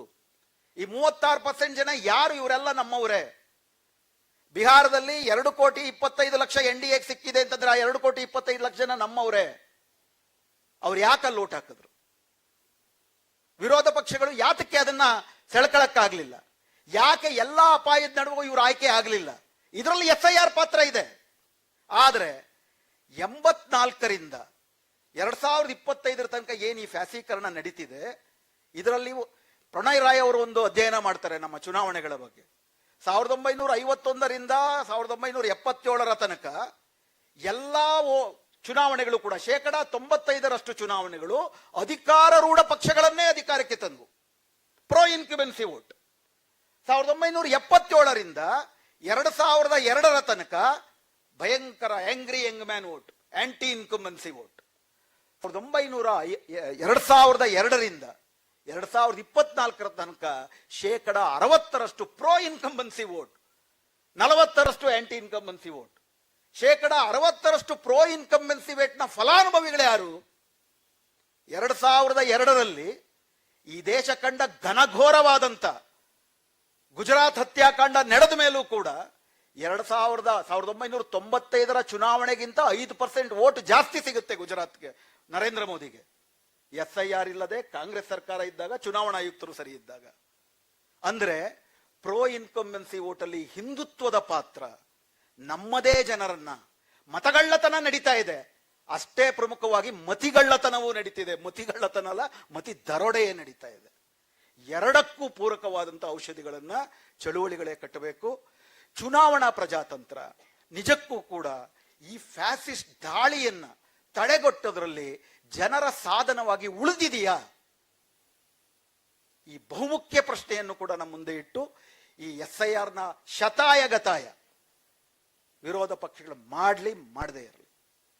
ಗಲ್ಲಿ ಗಲ್ಲಿಗೆ, ಬೀದಿ ಬೀದಿಗಳಿಗೆ. ಯಾಕಂದ್ರೆ ಇದು ವಿರೋಧ ಪಕ್ಷಗಳ ವಿರುದ್ಧದ ದಾಳಿ ಅಲ್ಲ. SIR ನಮ್ಮ ಮೇಲಿನ ದಾಳಿ, SIR ಜನರ ಮೇಲಿನ ದಾಳಿ.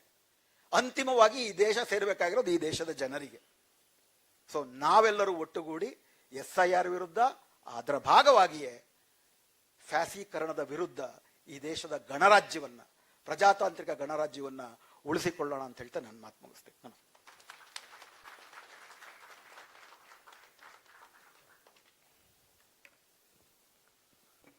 SIR ಎಂದರೆ ಏನು ಎಂಬ ವಿಷಯದಲ್ಲಿ ಆಳವಾದ ವಿಶ್ಲೇಷಣೆ ಮಾಡಿರುವ ಖ್ಯಾತ ಸಾಮಾಜಿಕ ಚಿಂತಕರು Shri Shivasundar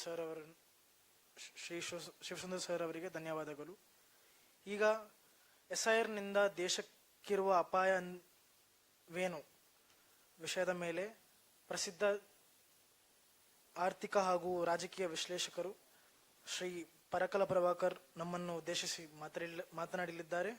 I kind-heartedly invite Shri Parakala Prabhakar to the podium to address the gathering.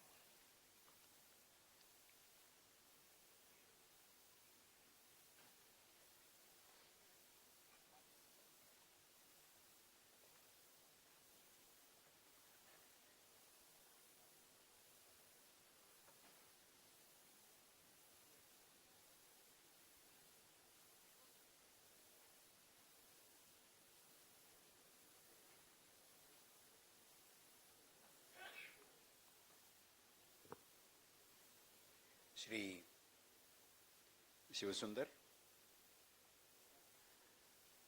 Mohammed Kuni, Manvi, Noor Sridhar, and Tara, my dear friends. Ellarku namaskara. We need to understand what is the challenge that we face today? What is the threat? Some time ago, we used to think that we might face a threat. Today, we are facing the threat. It is already here.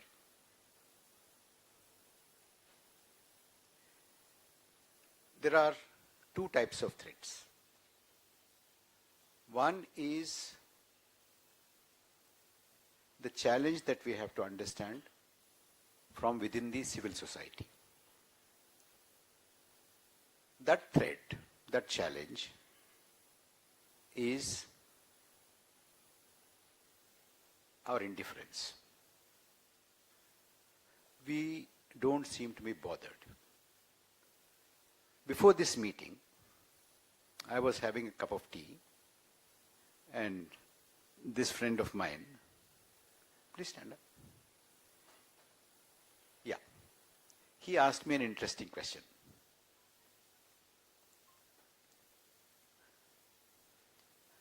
You are saying that all these irregularities are happening, How dare they do that? How can they do that?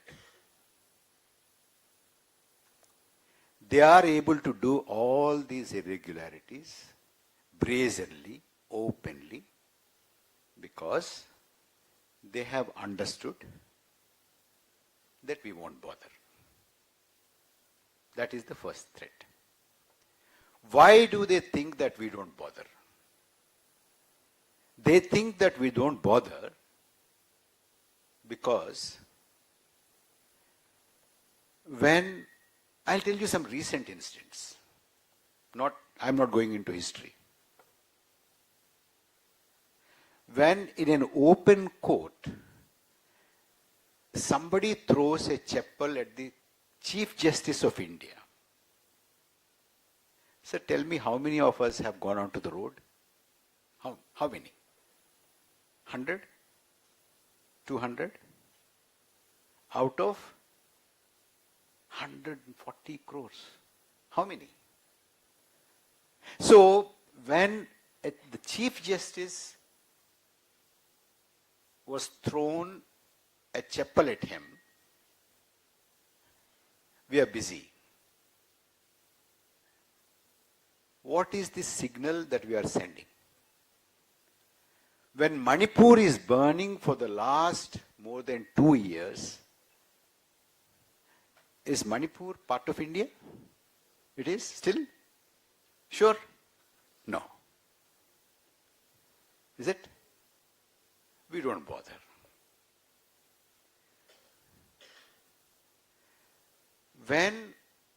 Okay, that is very far. But in our home,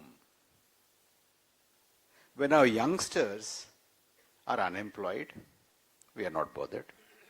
Unemployment is at a historic high today. In that, youth unemployment is at a historic high. One of the highest in the world.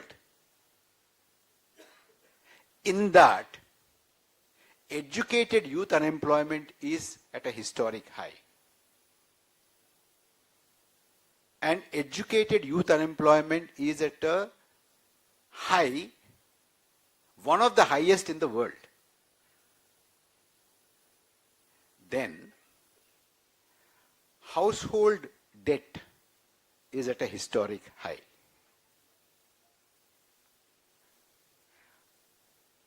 Household saving is at a historic low. We are not bothered. You know, Manrega, you've heard of Manrega?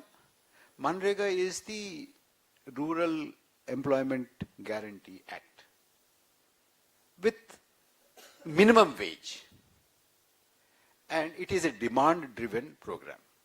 In the demand-driven program,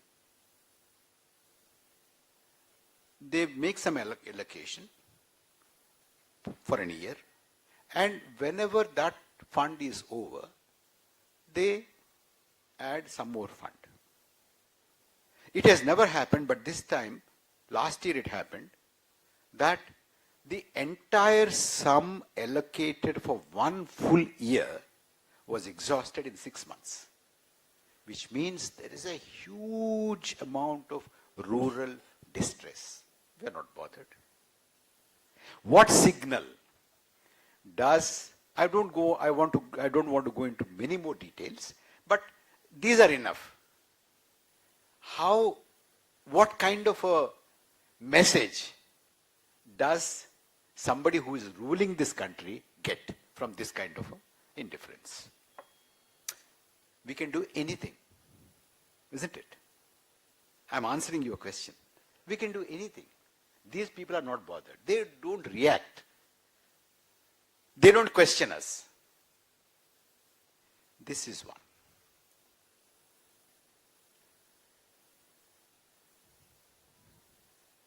Shivasundar has told us very clearly.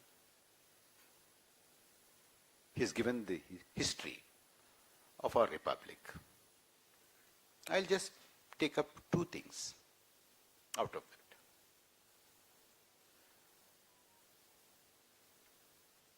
we have to ask a basic question.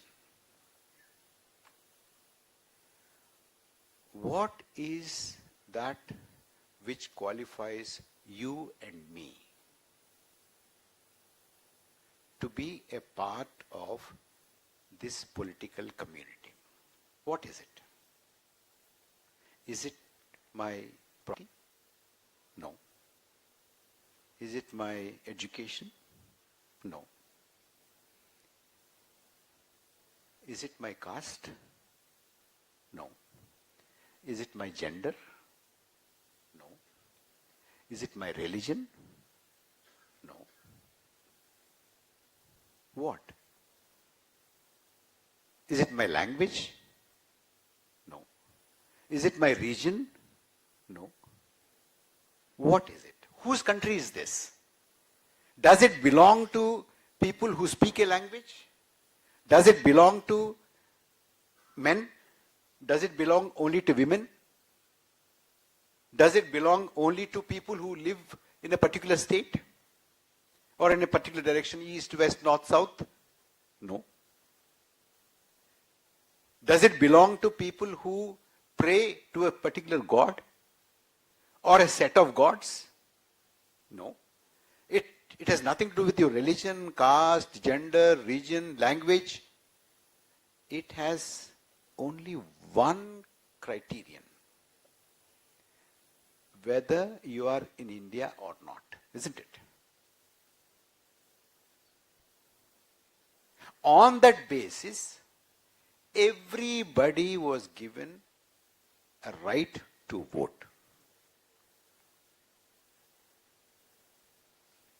And this is not everywhere in the world, as Shivasundar had said. Each country has its own way. Some countries said, look,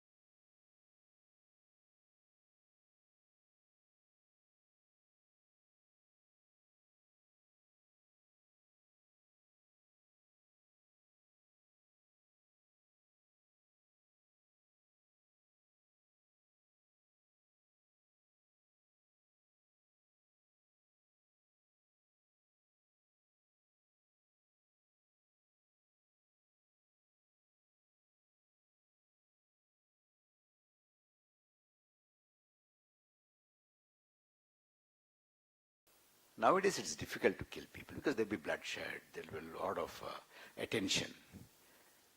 So how do you kill a citizen? Do you know how to kill a citizen? You strip them of their rights. Then you are dead.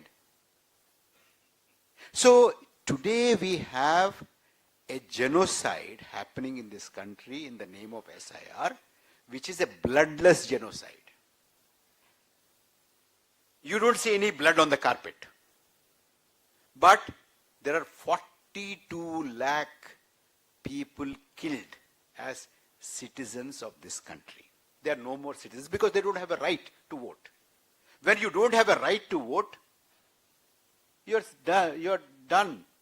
You're dead as a citizen. So what is happening in SIR is nothing but a bloodless genocide in India.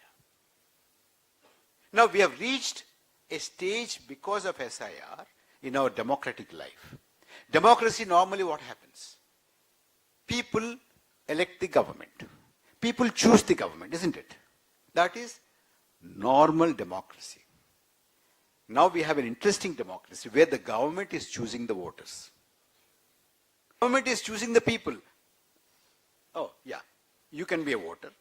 No, you can't be a voter. Yes.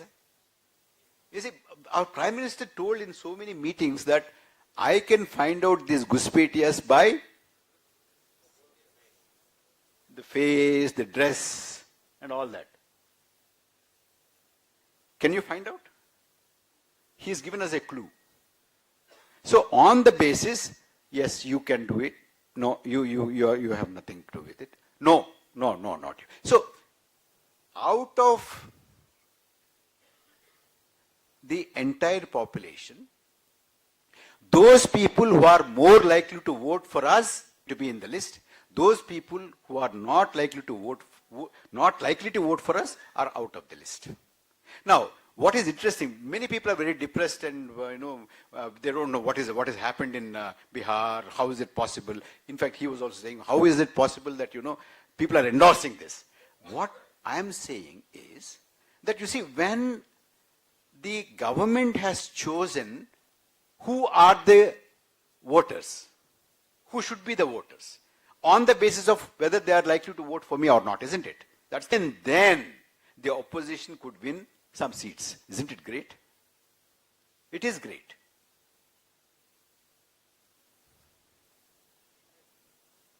So today, what is happening in the name of SIR is a political cleansing. It is not a water list cleansing.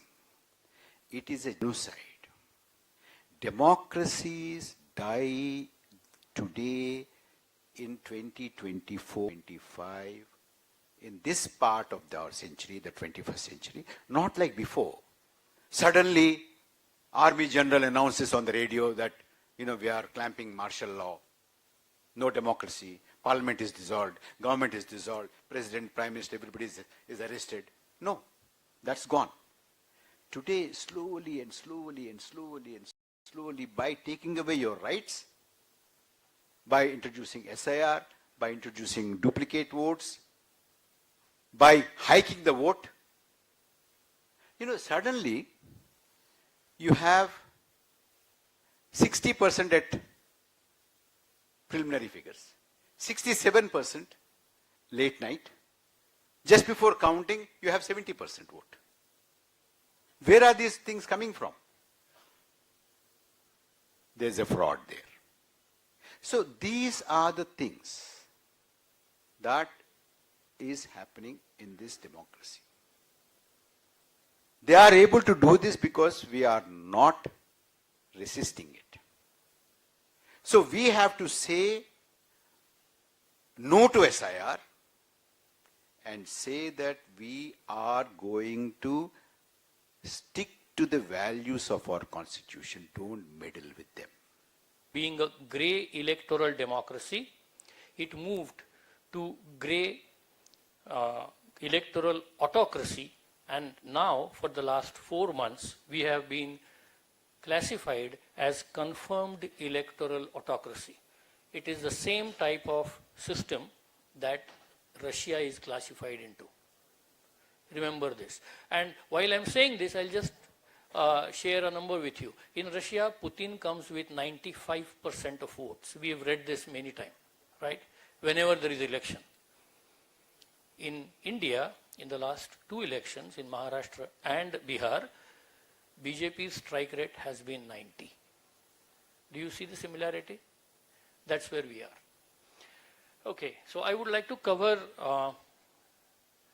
Malika, could we go to the next please? I would like to overall cover these 4 points, why and how our democracy was destroyed, how under-designed systems and illicit data helped that destruction, and some key redressals that we can have, and the responsibilities of digital governance and citizenry. Can we move to the next, please? Let us appreciate where all and how our citizenship is stolen. First of all, as I said, are we subjects or citizens is something that we need to ask ourselves. And if we move to the next, please. The entire electronic election cycle is compromised with compromised data. See, we have to understand this. In the old days, data was not as important. Today, everything is about data. When the electoral roll is digitized, it's data. When we go vote, the vote is electronic, that is data. When they count the votes, they count those electronic bytes, so that is data. So everything is data. Whereas what our procedures today we follow are all manual. So, for example, and I'll give you a simple example. In your house, most of us use Wi-Fi routers, right? You have a Wi-Fi router. If your router is on, you can connect your phone to the router. Suppose you move out of the house, not too far away, maybe 10 feet. You lock the house. Will you still be able to connect to your Wi-Fi router? Yes. Locking the house does not stop the flow of the electronic signals. Now we have a control unit which has electronic data. How is the data locked? No, data is never locked today in India. We have been demanding it. Data is still open. What we lock is that box with a paper tape with signatures and that old seal and all that, right? Will it stop the electronic signals? No, it will not. Will it stop being tampered? No, we don't know. Now, if that box has a simple sticker on it, and if I change that sticker and put it onto some other box, can I swap those two boxes? Yes, I can. Where is the electronic lock? There is no electronic lock in this entire system. When you receive, I'll give you another example how you check. We do it every day. When you receive your bank statement, account statement, you see the opening balance, you see the credits, you see the debits, you do the plus and minus, you see the closing balance, right? If the closing balance matches what is shown, you know that the transactions are in order. Is there a closing balance to the electronic voting machine on the day when the polling ends? No. It is supposed to have it. It is required to have it. Is it shared? They tell us how many votes are cast or how many pollers came out. There is something called as a checksum, which is effectively, and I'm going to show you a small demonstration here to understand how it works. But fundamentally, checksum will tell you whether any change happened in the data that you have in that bucket. So, can we move to the next? Yeah, that's fine. So, as I was saying, this is all about data that we have, and we have two types of data, enabling data and impacting data. What is the enabling data? We have electoral roll, which enables the elections, and we have the voting data, which impacts the results, which gives us the results. Now, in the electoral roll, we can have a duplicate voter, we can have fake invalid addresses and photographs and what have you. We have an emerging new trend. Be mindful about this. We are seeing nomadic voters now. News Laundry has made an episode on this. Watch it on YouTube. There are people who move from one state to another within a span of 6 months. Vote in Delhi, vote in Maharashtra, vote in Bihar. Same person. How can you do that? You can't. So I prefer to call them nomadic voters. This is possible because of digital electoral roll. And it is also possible because none of us have the full access to all India electoral roll. Can we search the electoral roll? No, we used to be able to, now we can't. So we have to demand that. And then we, of course, can add and delete people with Form 6 and 7. In terms of the impacting data, the voting data, what do we have? During polling, in transit, and during counting. So during polling, what I call is data hijack, and I'll show you again a simple animation about that later. How you vote for something, but the actual vote is registered in somebody else's name, although you may see the VVPAT slip for the person you voted. The actual vote could be somebody else, registered in some other name. In transit, as I said, control units can be swapped because there is no pairing. Again, I'll give you an example of pairing. We use it every day. You have a phone, you have a Bluetooth speaker in your house. You pair the Bluetooth speaker with your phone and you play the song. You listen to it, right? You do it very often. Now, if you are listening to this song and I walk into your house and I try to pair my phone with your speaker, will it pair? No, it won't. So we use pairing every day. It's that ubiquitous, it's that easily available. Why is the control unit and VVPATs, where they go? Did they take any different route? So if it was 24/7 tracked, then if a particular control unit was swapped, it will lose its signal, right? When it is swapped, the new one comes, it will not be able to come the same way. You can notice and find it out. During counting, and again I'm going to show you that simple animation. There are 2 copies of the vote in a control unit, and I'll show you how it works. It can work. You may be, when they announce the results, they can total 1 copy, and when they verify, when you ask for verification, they will total another copy. If I keep 2 copies, when you ask me what is the value of this, I say 3. Okay, fair enough. Now that may be the true value when you ask me. But if you don't ask me, this is a value of 5 and I'm going to count it as 5. You don't know that there are 2 copies. Only when you ask me, I'm going to say 3. Otherwise, I'm going to count this. That's the kind of thing that is happening. Right. So overall, these are the 3 things. We have an electoral roll where legitimate names are cut off, as Parakala just now said, and even Shivasundar referred to it earlier. Legitimate names who are not like them are cut off, and illegitimate names are added. And that's why, as Kapil Sibal said, 3 and 4 and 5 and 6 trains run from Haryana to Bihar during the elections. During the voting, you have, as you can see, you must have seen that animation, quick animation of apple and banana. You punch banana, you say apple, or you say punch apple and you see banana. And after the polling, during counting, as I said, if you ask me, I'll show you 3. Otherwise, I'm going to count 5. That is what can happen. If we can go to the next, yeah. So in data science, there's a term called data integrity, which basically means wherever data goes from one place to another, you make sure that the same data which was sent was received and it was saved the same way.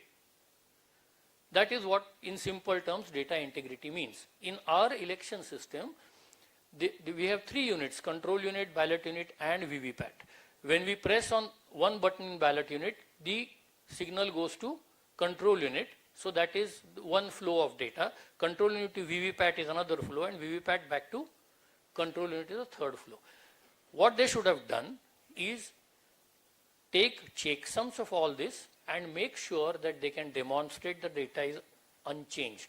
Nothing has been done. That is what I say is under designing the system. You don't design the system correctly. So, can we move? I'm going to show you a quick and that's right. Thank you. Quick animation of a sample of the data that you may have. This is checksum. The yellow highlighted number is the checksum, which will change if I change any of the first two columns, either by their position or by their value. Now, what I am going to do is the second column is the value, the vote that the person cast. First is the number in which the person came in. First person, second person, third person, like that. These middle two columns are some mathematical formulae. They have come from some mathematical formulae. Forget about those formulae completely. Now let us see, if I go to seventh value, and change that 7 to 8, as you will see, mark the third figure where the mouse is, you will see a change with respect to that. Now, let us change that 7 to 8.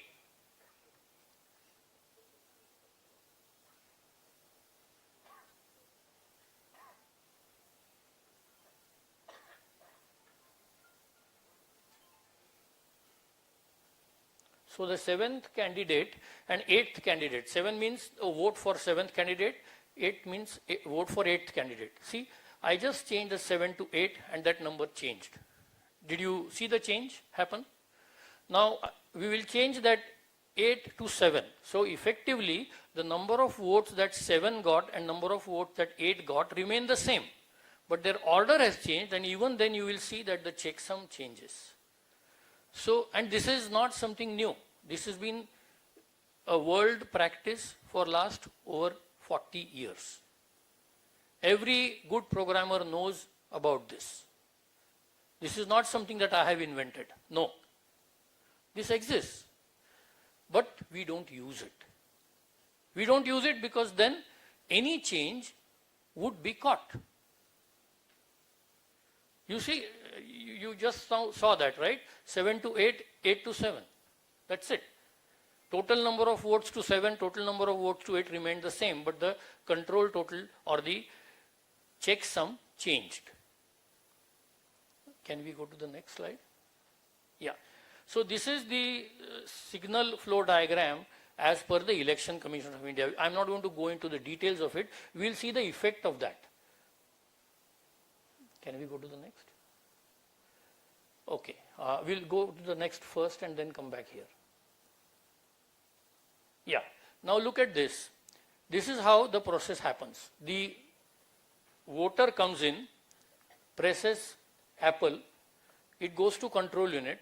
Apple tells VVPAT, I have received Apple, print Apple. It prints Apple, but tells the control unit, I have printed Apple, you save banana. You don't know this. You do not know about this dialogue at all. What they should have, the way they should have designed it is, when you press the ballot unit, the BU, you press Apple, the same signal should have gone at the same time to control unit and VVPAT. Then VVPAT would have printed Apple, ballot unit, control unit would have saved Apple. There was no reason why the VVPAT should have communicated back to the control unit. How can this happen? Before we go there, remember that there are two copies. If you can see on the screen, there is a kind of pinkish copy and a yellowish copy in the central unit on the top figure, right? These are the two copies of the vote that are stored in the control unit. Let me tell you one thing, how devious this can be. This was mentioned in the patent paper for the EVM. When I read this, I've been filing RTIs, quite a few, maybe 30, 40 so far. Not any of those have come back with any reasonable answer. That's a different thing. So I asked the Election Commission, how do you ensure that these two copies are identical, and when do you make the second copy? After I asked this, there was no answer. I rephrased it, asked again. After my second answer, now the patent paper from the patent's website, this is not Election Commission website, from the patent's website has disappeared. That is how devious things can be.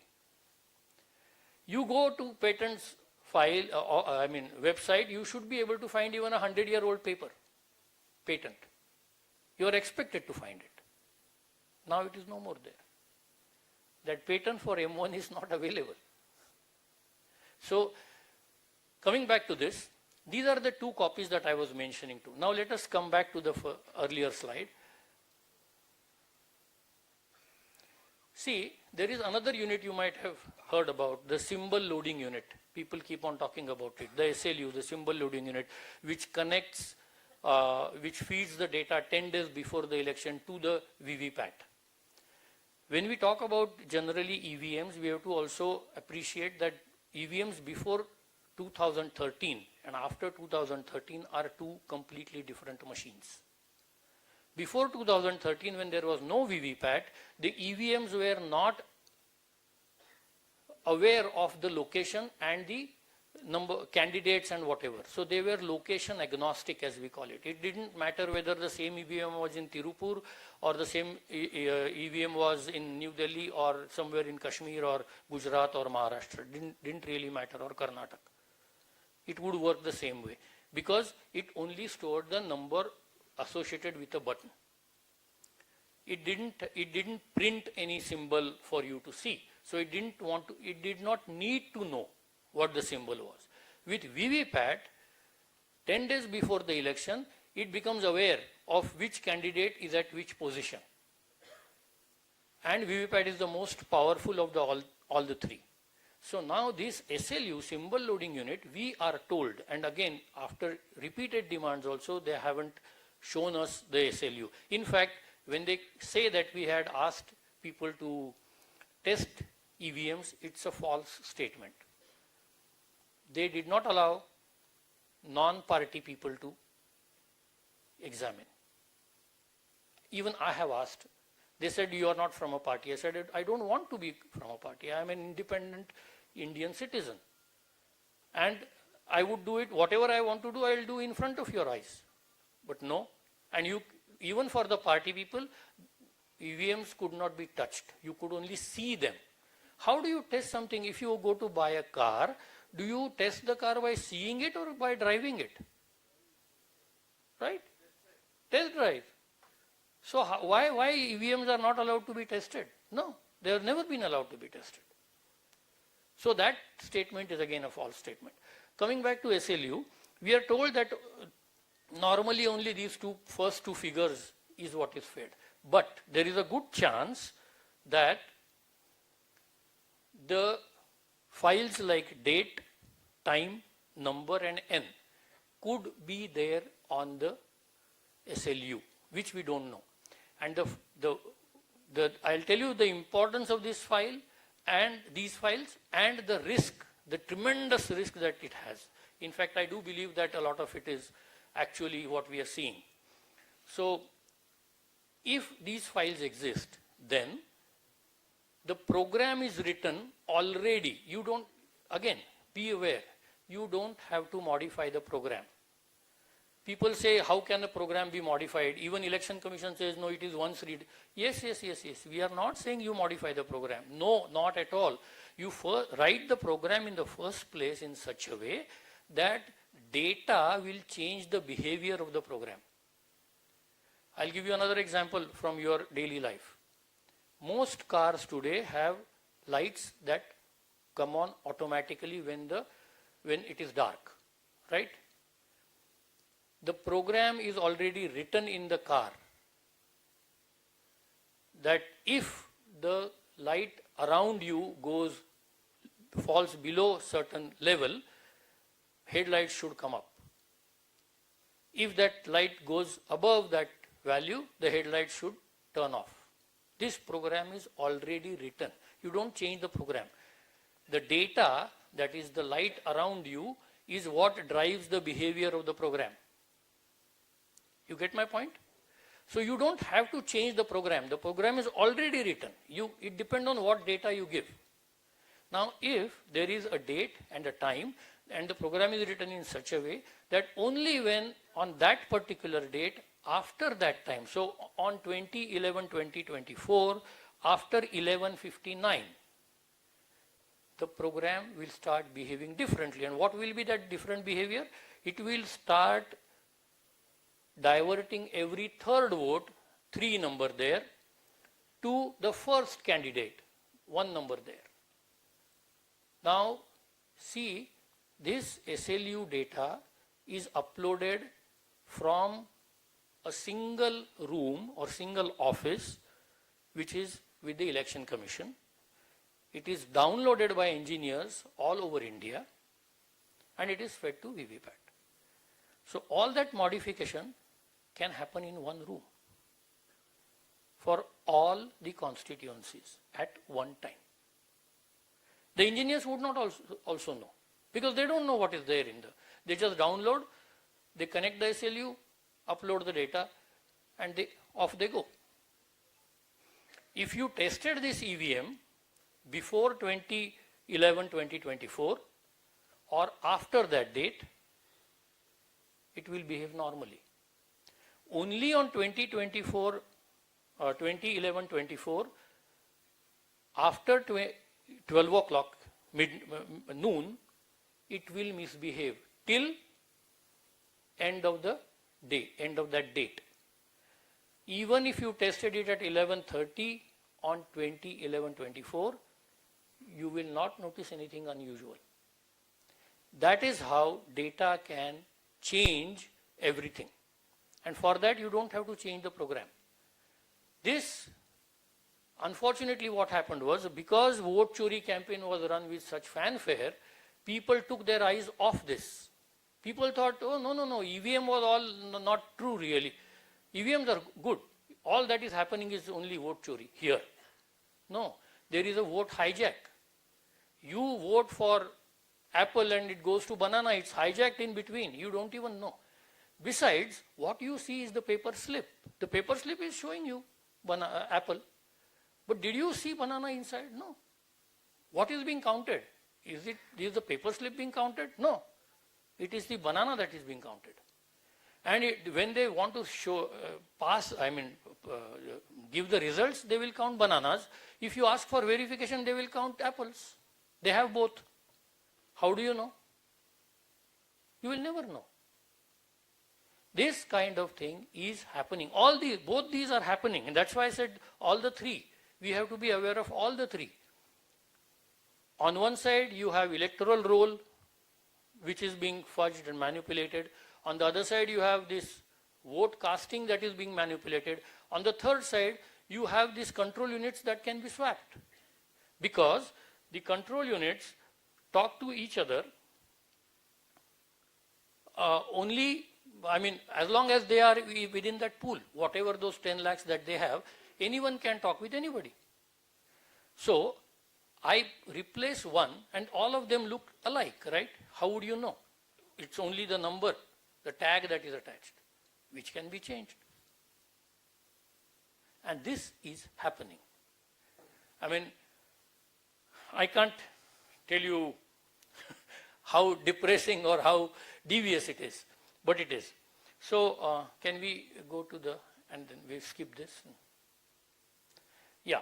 So, as I said, the impact of under-design is another issue.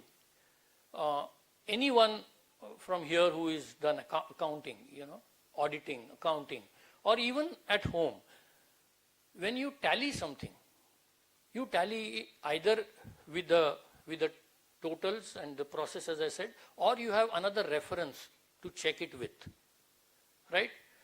You verify something. In this entire system that we have, digital system, there is no verification. There is no copy.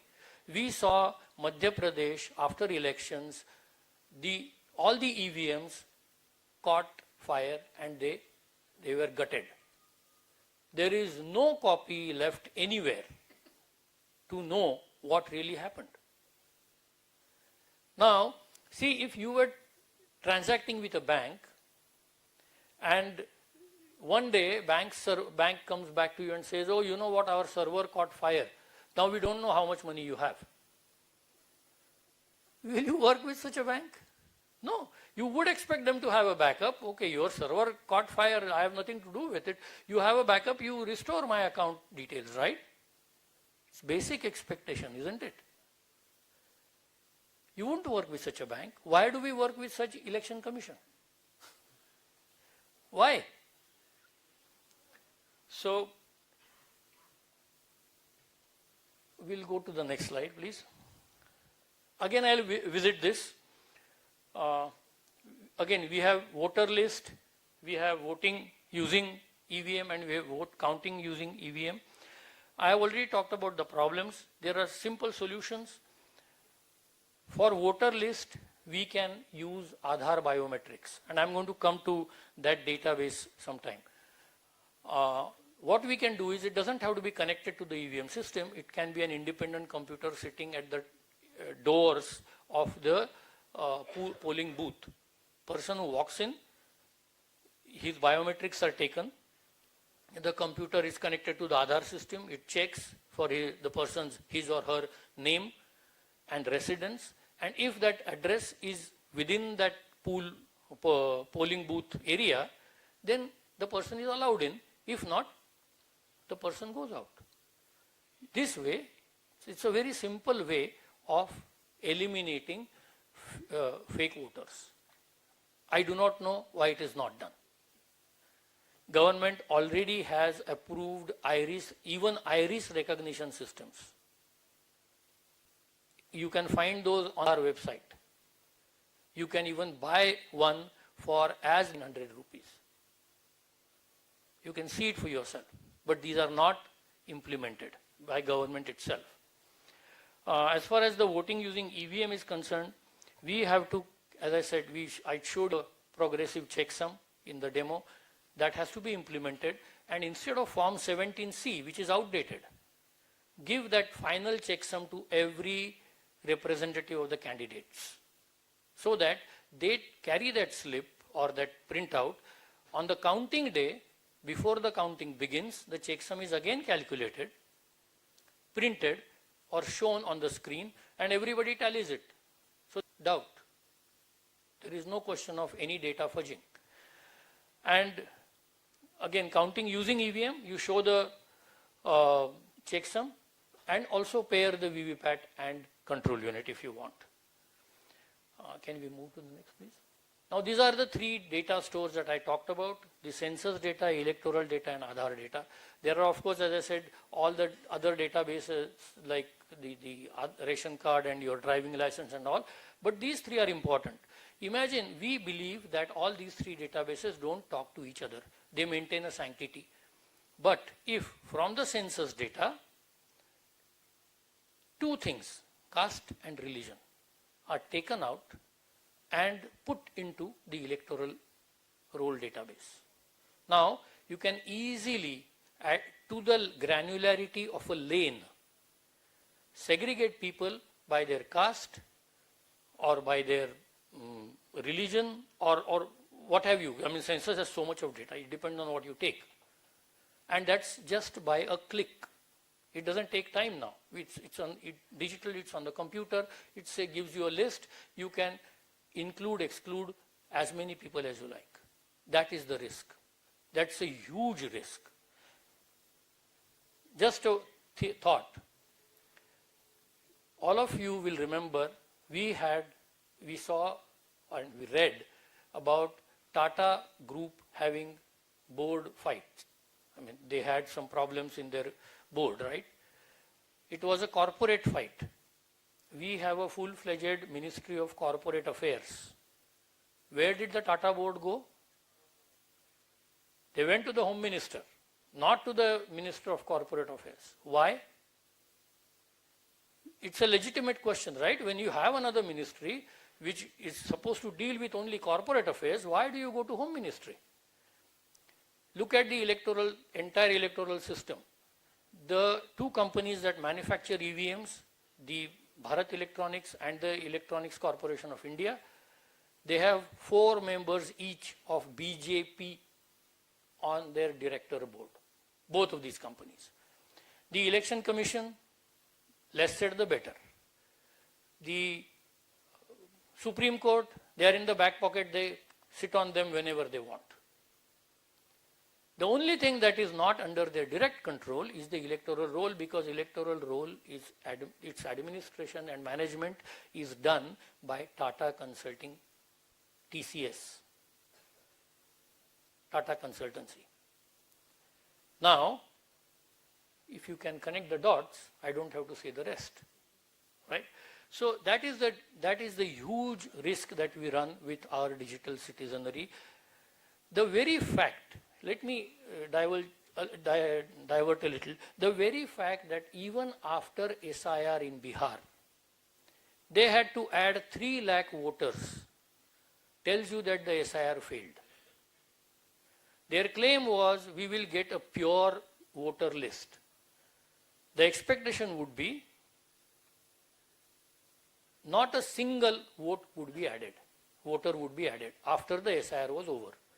If you buy a water filter with the expectation that there will be no germs, then I come back to you and say, you know what, after this water filter, this glass of water, you put through this ultraviolet or whatever, because there may be some germs in it. Would you believe that water filter? You will not. The very fact that 3 lakh people were added tells you that SIR is a complete failure.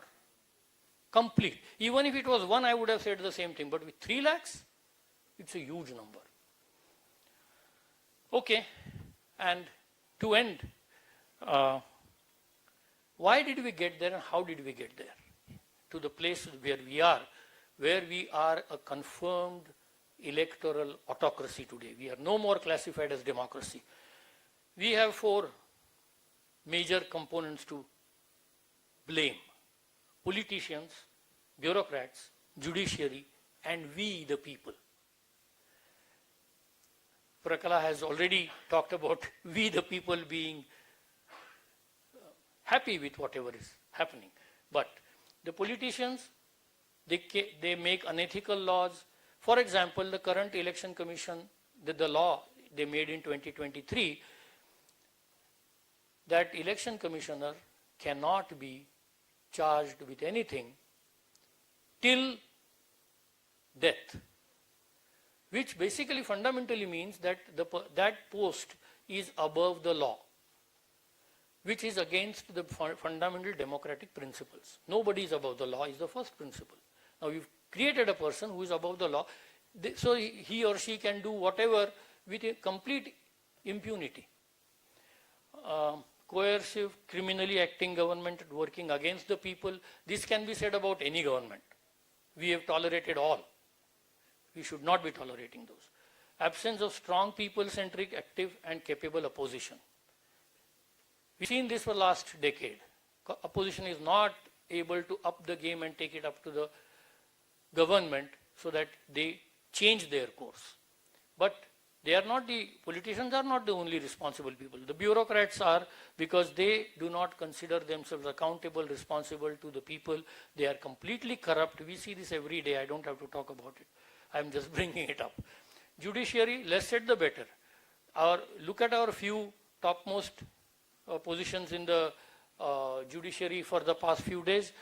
Spineless, immoral, incompetent, valueless individuals with records of molestation. Somebody molested a lady. Somebody had divine insights, which in other words are called psychotic disorders. Somebody gave false testimonies saying that, oh, in my car was used. Perjury. And somebody has tax evasion amounting to crores. These are our top judicial occupants. Less said the better. And people, we have stopped caring about our freedom. If we do not fight for our freedom, nobody else will. Socrates said, people can be great, people can be free without being great, but nobody can be great without being free. We have to remain free. We have to fight for it. So, one last point. just to address. Can we go 3 slides ahead?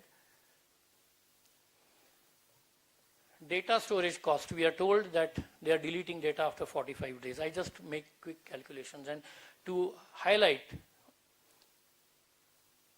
data of 100 crore people's votes with the checksums, if it is stored in the cloud is 3 times costlier than a hard disk, locally available hard disk. But if it is stored in the cloud, will cost government 3,333 rupees a year for 100 crore people. Data of all their votes for 1 year. Data of all the video for all of India's every polling booth will cost 2.1 crore rupees a year. Just 2.1 crore. All videos, all polling booths. And they tell us they destroy data after 45 days. You can make out where we are going. So, what we must do, can we go 2 slides ahead? Another one. We have to say no to SIR until our demand and need for completely transparent process is fully met. There are no in-betweens, no via media. Completely transparent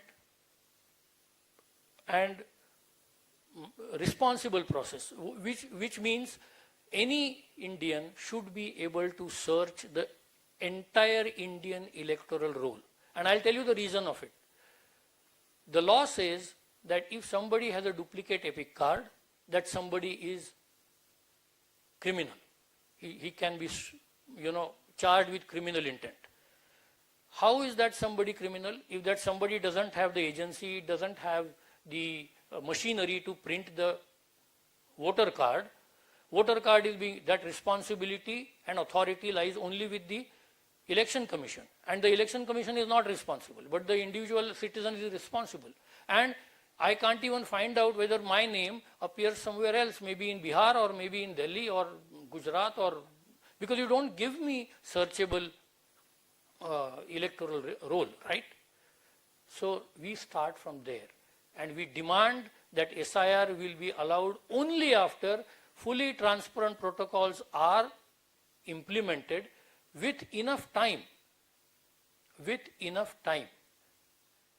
Till then, we have to say no to SIR, and let us resolve that we will get on the street, each one of us, and each one of us present here will convince at least 3 people to say no to SIR. At least 3, if not more. Thank you.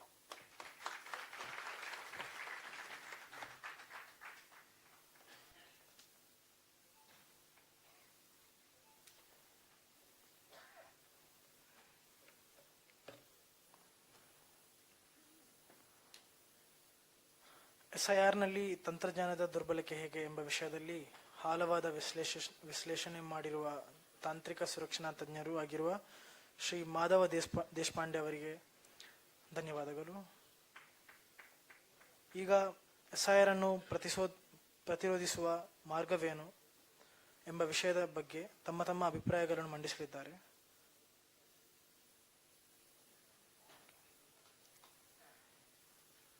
ಸ್ನೇಹಿತರೆ, ಊಟದ ವ್ಯವಸ್ಥೆ ಆಗಿದೆ ಎಲ್ಲರಿಗೂ ಕೂಡ. ಕಾರ್ಯಕ್ರಮ ಹೆಚ್ಚು ಕಡಿಮೆ 2:30 ಅಷ್ಟೊತ್ತಿಗೆ ನಮಗೆ ಮುಕ್ತಾಯ ಆಗ್ತದೆ. ಸೊ ದಯಮಾಡಿ ಎಲ್ಲರೂ ಕೂಡ ಇನ್ನೊಂದು ಅವರು ನಮ್ಮ ಜೊತೆ ಇರ್ಬೇಕಂತ ಕೇಳ್ಕೊಳ್ತೀವಿ. ಸೊ ಈಗ ಸಭೆ ಮುಂದುವರಿಯುತ್ತೆ. ಸೊ ಇನ್ನೊಂದು ಅನೌನ್ಸ್ಮೆಂಟು, ಒಟ್ಟು ಈ ಒಂದು ಕಾರ್ಯಕ್ರಮ ಇವತ್ತು ಆಯೋಜಿಸಲಿಕ್ಕೆ ನಮಗೆ 56,000 ಖರ್ಚು ಬಂದಿದೆ. ಹಾಲ್ ಬಾಡಿಗೆ, ಊಟ, ಇನ್ನಿತರೆ ಖರ್ಚುಗಳೆಲ್ಲ ಬಂದಿದೆ. ಸೊ ದಯಮಾಡಿ ನಮ್ಮ ಸ್ನೇಹಿತರು ತಮ್ಮಲ್ಲಿಗೆ ಬರ್ತಾರೆ, ತಾವೆಲ್ಲರೂ ಕೂಡ ಹಣ ಸಹಾಯ ಮಾಡ್ಬೇಕಂತೇಳಿ ಮನವಿ ಮಾಡ್ತಾ ಇದ್ದೀವಿ.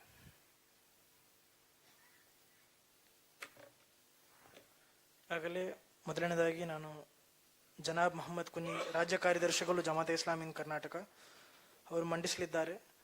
ನಿಮ್ಮನ್ನು ಪ್ರೀತಿಪೂರ್ವಕವಾಗಿ ವೇದಿಕೆಗೆ ಆಹ್ವಾನ.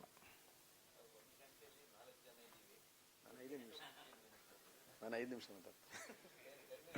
ವೇದಿಕೆಯಲ್ಲಿರುವ ಎಲ್ಲ ಗಣ್ಯರೇ, ಈ ಸಭೆಯಲ್ಲಿ ಭಾಗವಹಿಸುತ್ತಿರುವ ಆತ್ಮೀಯ ಒಡನಾಡಿಗಳೇ, ಬಹಳ ಗಂಭೀರವಾದ ಒಂದು ವಿಷಯದ ಬಗ್ಗೆ ನಾವು ಚರ್ಚಿಸ್ತಾ ಇದ್ದೇವೆ. ಈ ದೇಶದ ಅಲ್ಪಸಂಖ್ಯಾತರಿಗೆ, ಈ ದೇಶದ ಬಡವರಿಗೆ, ಈ ದೇಶದ ದಲಿತರಿಗೆ, ಈ ದೇಶದ ಮಹಿಳೆಯರಿಗೆ ಬಹಳ ಮಾರಕವಾಗಬಹುದಾದ ಒಂದು ದುರಂತದ ಬಗ್ಗೆ, SIRನ ಬಗ್ಗೆ, SIR ಏನು, ಅದರ ಪರಿಣಾಮಗಳೇನು ಎಂಬುದರ ಬಗ್ಗೆ ಎಲ್ಲ ಚರ್ಚಿಸುವುದು ಮಾತ್ರ ಅಲ್ಲ, ಒಂದು ದೊಡ್ಡ ಹೋರಾಟಕ್ಕೆ ಸಿದ್ಧತೆಯನ್ನು ಆರಂಭಿಸಬೇಕಾದಂತಹ ಸಂದರ್ಭ ಇದು. SIR ಈಗಾಗಲೇ ನಮ್ಮ 3 ಗಣ್ಯ ಅತಿಥಿಗಳು ವಿವರಿಸಿರುವಂತೆ NRCಯ ಮೂಲಕ ಏನು ಬಯಸಲಾಗಿತ್ತೋ ಆ ಉದ್ದೇಶವನ್ನು SIRನ ಮೂಲಕ ಈಡೇರಿಸುವ ಪ್ರಯತ್ನ ಈ ದೇಶದಲ್ಲಿ ನಡೀತಾ ಇದೆ. ಸಂಘ ಪರಿವಾರದ ಆಡಕ್ಕೆ ಥ್ರೆಟ್ ಆಗಿರುವ 3-4 ವಿಷಯಗಳಿವೆ. ಸುಮಾರು 50 ವರ್ಷಗಳ ಕಾಲ ಆಡಳಿತ ನಡೆಸಬೇಕು ಅಂತ ಅವರು ಬಯಸ್ತಾ ಇದ್ದಾರೆ. ಅವರ ಆಡಳಿತಕ್ಕೆ ಸ್ವಲ್ಪ ಥ್ರೆಟ್ಸ್ ಅಂದರೆ, ಒಂದು ಮುಸ್ಲಿಂ ಸಮುದಾಯ, ಎರಡನೆಯದ್ದು ಬಡವರು, ಮೂರನೆಯದ್ದು ದಕ್ಷಿಣ ಭಾರತ, ಅದೇ ರೀತಿ ನಿರಂತರವಾಗಿ ನಡೆಯುವ ಚುನಾವಣೆಗಳು.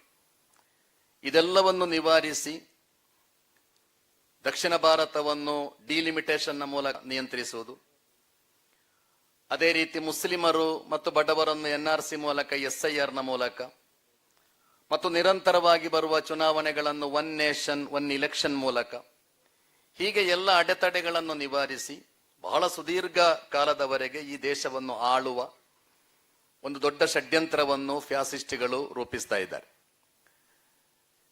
ಈಗಾಗಲೇ ತಿಳಿಸಿರುವಂತೆ SIR ಎಂಬುದು ಬಹಳ ಸುಲಭವಾಗಿ ಹೇಳ್ತಾ ಇದ್ದಾರೆ. ಕೆಲವರೆಲ್ಲ ಮರಣ ಹೊಂದಿರುತ್ತಾರೆ, ಅವರ ಹೆಸರು ತೆಗೆದು ಹಾಕಬೇಕು. ಕೆಲವರದ್ದು 2 ಕಡೆ ಹೆಸರಿದೆ, ಅದನ್ನು ಸರಿ ಮಾಡಬೇಕು, ಶುದ್ಧೀಕರಣ ಅಂತ ಹೇಳಿದಾರಲ್ಲ ಶಿವಸುಂದರ್ ಅವರು. ಹಾಗೆ ಬಹಳ ಸರಳವಾಗಿ ಹೇಳ್ತಾ ಇದ್ದಾರೆ. ಆದರೆ SIRನ ಮೂಲಕ ನಿಮ್ಮನ್ನು ಮತದಾರರ ಪಟ್ಟಿಯಿಂದ ತೆಗೆದು ಹಾಕುವುದು ಮಾತ್ರ ಅಲ್ಲ, ನಿಮ್ಮ ಪೌರತ್ವವನ್ನು ನಿರಾಕರಿಸಲಾಗ್ತದೆ. ಈಗ ಬಿಹಾರ್ನಲ್ಲಿ 65 ಲಕ್ಷ ಜನರನ್ನು ಮತದಾನದಿಂದ ಹೊರಗಿಡಲಾಯಿತು ಎಂಬುದರ ಆಚೆ ಈ 65 ಲಕ್ಷ ಮುಂದಿನ ಅವರ ಬಗ್ಗೆ ಇರುವ ತೀರ್ಮಾನ ಏನು? ಅವರ ಪೌರತ್ವ ನಿರಾಕರಣೆ ಖಂಡಿತವಾಗಿ. ಆದ್ದರಿಂದ ಈ ದೇಶದ ಅಸಂಖ್ಯಾತರ, ಬಡವರ, ದಲಿತರ, ಇದು SIR ಅಂತ ಹೇಳುವಾಗ ಏನು ಮುಸ್ಲಿಂ ಸಮುದಾಯಕ್ಕೆ ಮಾತ್ರ ಸಂಬಂಧಪಟ್ಟ ಒಂದು ಚರ್ಚೆ ಖಂಡಿತ ಅಲ್ಲ. ಈ ದೇಶದ ಅಲ್ಪಸಂಖ್ಯಾತರ, ಬಡವರ, ಮಹಿಳೆಯರಿಗೆ ಸಂಬಂಧಪಟ್ಟ ಒಂದು ವಿಷಯ ಇದು. ಆದ್ದರಿಂದಲೇ ಈ ದೇಶದ ಬಹುಸಂಖ್ಯಾತ ಜನರ ಪೌರತ್ವವನ್ನೇ ನಿರಾಕರಿಸುವಂತಹ ಕೆಲಸ SIRನ ಮೂಲಕ ನಡೆಯುತ್ತಾ ಇದೆ ಒಂದು ಕಡೆ. ಎರಡನೆಯದು, ಒಂದು ಭಯಾನಕ ವಾತಾವರಣ ಸೃಷ್ಟಿಸ್ತಾ ಇದ್ದಾರೆ. ಸಿಕ್ಕಾಪಟ್ಟ ನುಸುಳುಕೋರರಿದ್ದಾರೆ ನಮ್ಮ ದೇಶದಲ್ಲಿ. ನಾಳೆ ಕರ್ನಾಟಕದ ಬಗ್ಗೆ ಕೂಡ ಪ್ರಪಗಂಡ ಇರ್ತದೆ. ಸಿಕ್ಕಾಪಟ್ಟ ನುಸುಳುಕೋರರು ಬಾಂಗ್ಲಾದಿಂದ ಬಂದವರು, ಮ್ಯಾನ್ಮಾರ್ನಿಂದ ಬಂದವರು. ಹಾಗೆ ಬಿಹಾರದಲ್ಲಿ ಕೂಡ ನುಸುಳುಕೋರರಿದ್ದಾರೆ ಎಂಬುದನ್ನು ಪ್ರಚಾರ ಮಾಡಲಾಯಿತು. ಹಾಗೆ ನುಸುಳುಕೋರರ ಪಟ್ಟಿ ಮಾಡಿದಾಗ ಪರಕಲ ಸರ್ ಹೇಳಿದ ಹಾಗೆ 5 ಜನರ ಹೆಸರು ಸಿಕ್ಕಿತ್ತು ಅಂತ. ಆದರೆ ಈ 5 ಜನರ ಹೆಸರು ಚರ್ಚೆ ಆಗುವುದಿಲ್ಲ. ಮೊನ್ನೆ ರೆಡ್ ಫೋರ್ಟ್ನಲ್ಲಿ ಸ್ಫೋಟ ಆದ ಹಾಗೆ ವೈಟ್ ಕಾಲರ್ ಟೆರರಿಸಂ ಅಂತ ಹೇಳಿ ಏನೆಲ್ಲ ಅವರಿಗೂ ಉದ್ದೇಶ ಏನಿತ್ತು ಅದೆಲ್ಲ ಈಡೇರಿತು. ಈಗ ನಿನ್ನೆ ವೈಟ್ ಕಾಲರ್ ಡಾಕ್ಟರ್ಸ್ಗಳನ್ನು ಬಿಟ್ಟಿದ್ದಾರೆ, ಏನು ಇಲ್ಲ ಪ್ರೂಫ್ ಅಂತ. ಆದ್ರೆ ಅದು ಯಾವ ಮಾಧ್ಯಮದಲ್ಲೂ ಚರ್ಚೆ ಆಗುವುದಿಲ್ಲ, ಯಾರಿಗೂ ಗೊತ್ತೂ ಆಗುವುದಿಲ್ಲ. ಹೀಗೆ ಧ್ರುವೀಕರಣದ ಒಂದು ದೊಡ್ಡ ಮಾರ್ಗ ಕೂಡ ಇದು, ವಿಭಜನೆಯ ಒಂದು ದೊಡ್ಡ ಮಾರ್ಗವಾಗಿ ಕೂಡ ಈ SIR ಅನ್ನು ದುರುಪಯೋಗ ಮಾಡುತ್ತಾ ಇದ್ದಾರೆ. ಆದ್ದರಿಂದ ಇದರ ವಿರುದ್ಧ ಒಂದು ದೊಡ್ಡ ಜನಾಂದೋಲನ ರೂಪಿಸುವುದರ ಹೊರತು ಬೇರೆ ದಾರಿಗಳಿಲ್ಲ. ನಾವೆಲ್ಲ ಸುಪ್ರೀಂ ಕೋರ್ಟಿಗೆ ಹೋಗ್ತೇವೆ. ಸುಪ್ರೀಂ ಕೋರ್ಟಿನಿಂದ ಬರುವ ಜಡ್ಜ್ಮೆಂಟ್ಗಳು ಅಲ್ಲಿ ವಾದ ಪ್ರತಿವಾದದ ಆಧಾರದಲ್ಲಿ ಖಂಡಿತ ಅಲ್ಲ. ಇವತ್ತು ಬರುತ್ತಿರುವ ಎಲ್ಲಾ ಜಡ್ಜ್ಮೆಂಟ್ಗಳು ಕೋರ್ಟಿನ ಹೊರಗೆ ಏನು ನಡೆಯುತ್ತಾ ಇದೆ ಅದರನ್ನು ಅವಲಂಬಿತವಾಗಿ ತೀರ್ಪುಗಳು ಬರ್ತಾ ಇದೆ.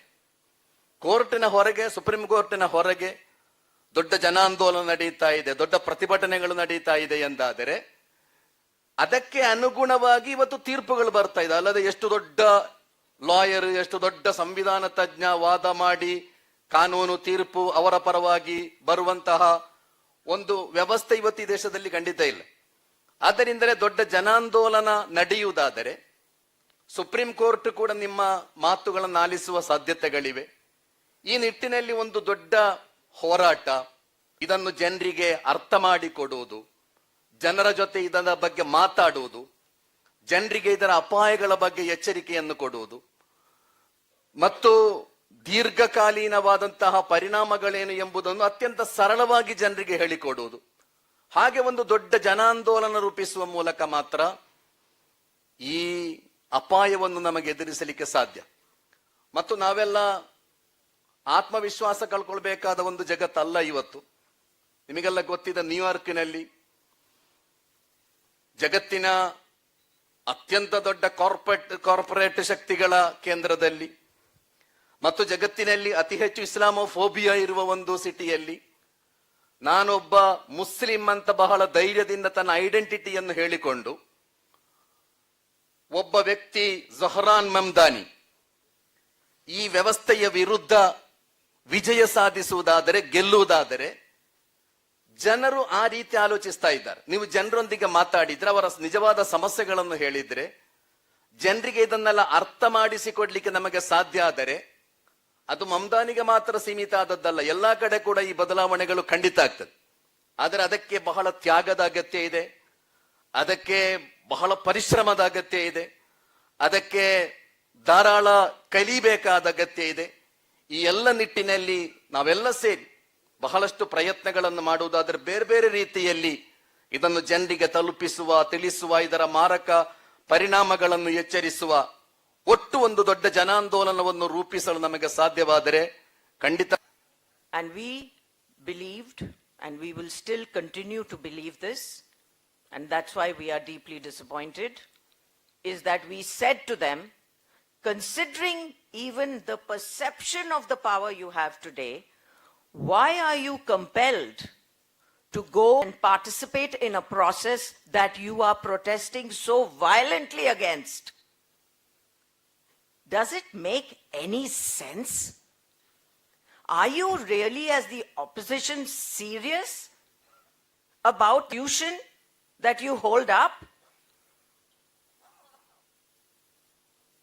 It is ridiculous to think that there is an opposition that will think, oh, no, but maybe we have a chance to get the power back. Arey bhai, the voter list is being fixed. What is much more that even happens at the booth, as we heard. So, forget the opposition. Let the opposition follow. Maybe they're doing some real deep introspection now, and I would welcome that with open arms, because I feel that we should all think, if the opposition does come along, great, bonus points. Okay? But please, let us not, in our analysis of raising the alarm about SIR and getting on the streets to push back that we want a fully transparent process of voting. It's a one-point program, ladies and gentlemen. 1 point. Just give us that.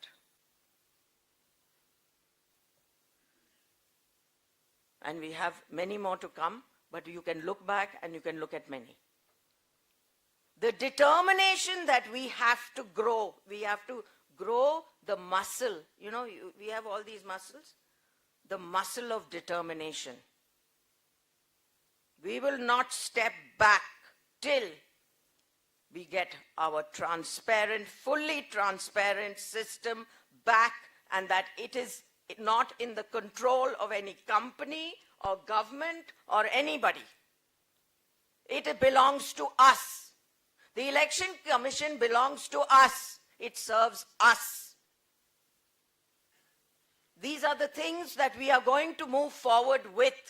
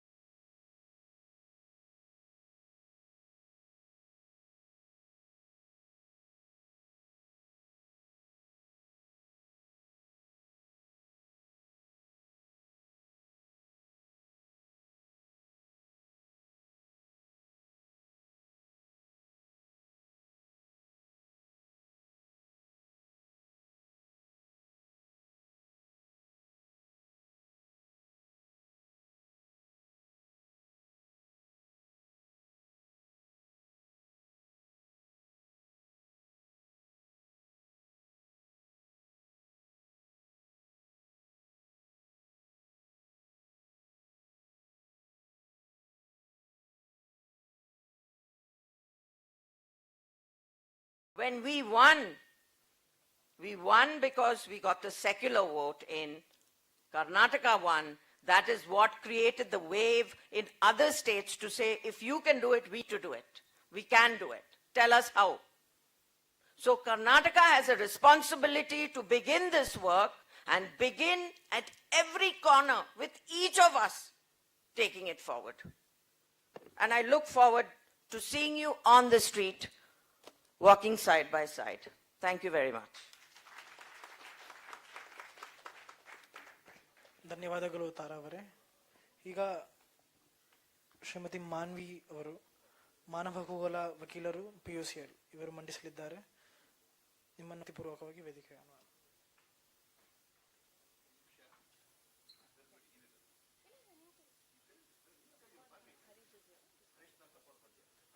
ನಮ್ಮಲ್ಲಿ ಹರೀಶ್ ನರಸಪ್ಪ ಅವರು ಬಂದಿದ್ದಾರೆ. ಅವರನ್ನು ವೇದಿಕೆಗೆ ಪ್ರೀತಿಪೂರ್ವಕವಾಗಿ ಆಹ್ವಾನ.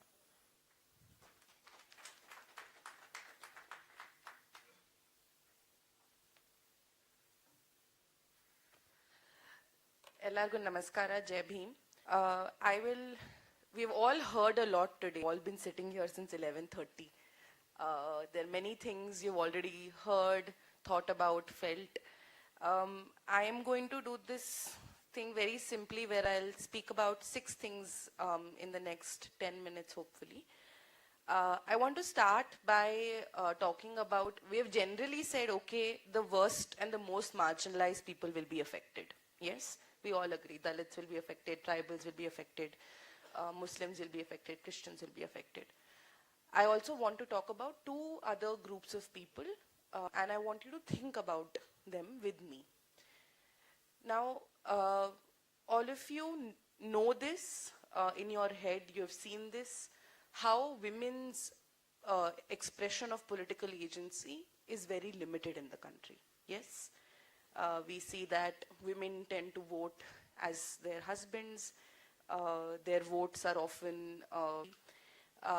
and I want you to think about what is going to happen to that rural woman in the outskirts, in Tumkur somewhere. She was married in her 10th, 11th standard, didn't complete education, does not have documents, parents are agricultural farmers, workers, no property, no land. What happens to women like that? Where do they go? What happens to the trans people, the transgender people that we see on our streets?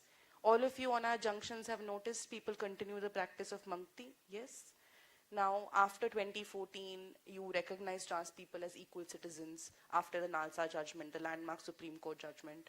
You also have a Trans Person Protection of Rights Act, which recognizes them as equal citizens. We also have some very young elected trans panchayati levels. But how many of them vote? Do you know how many of them are forced to run away from their families? They don't stay at homes. They don't stay in conventional houses of families of 4 and 5.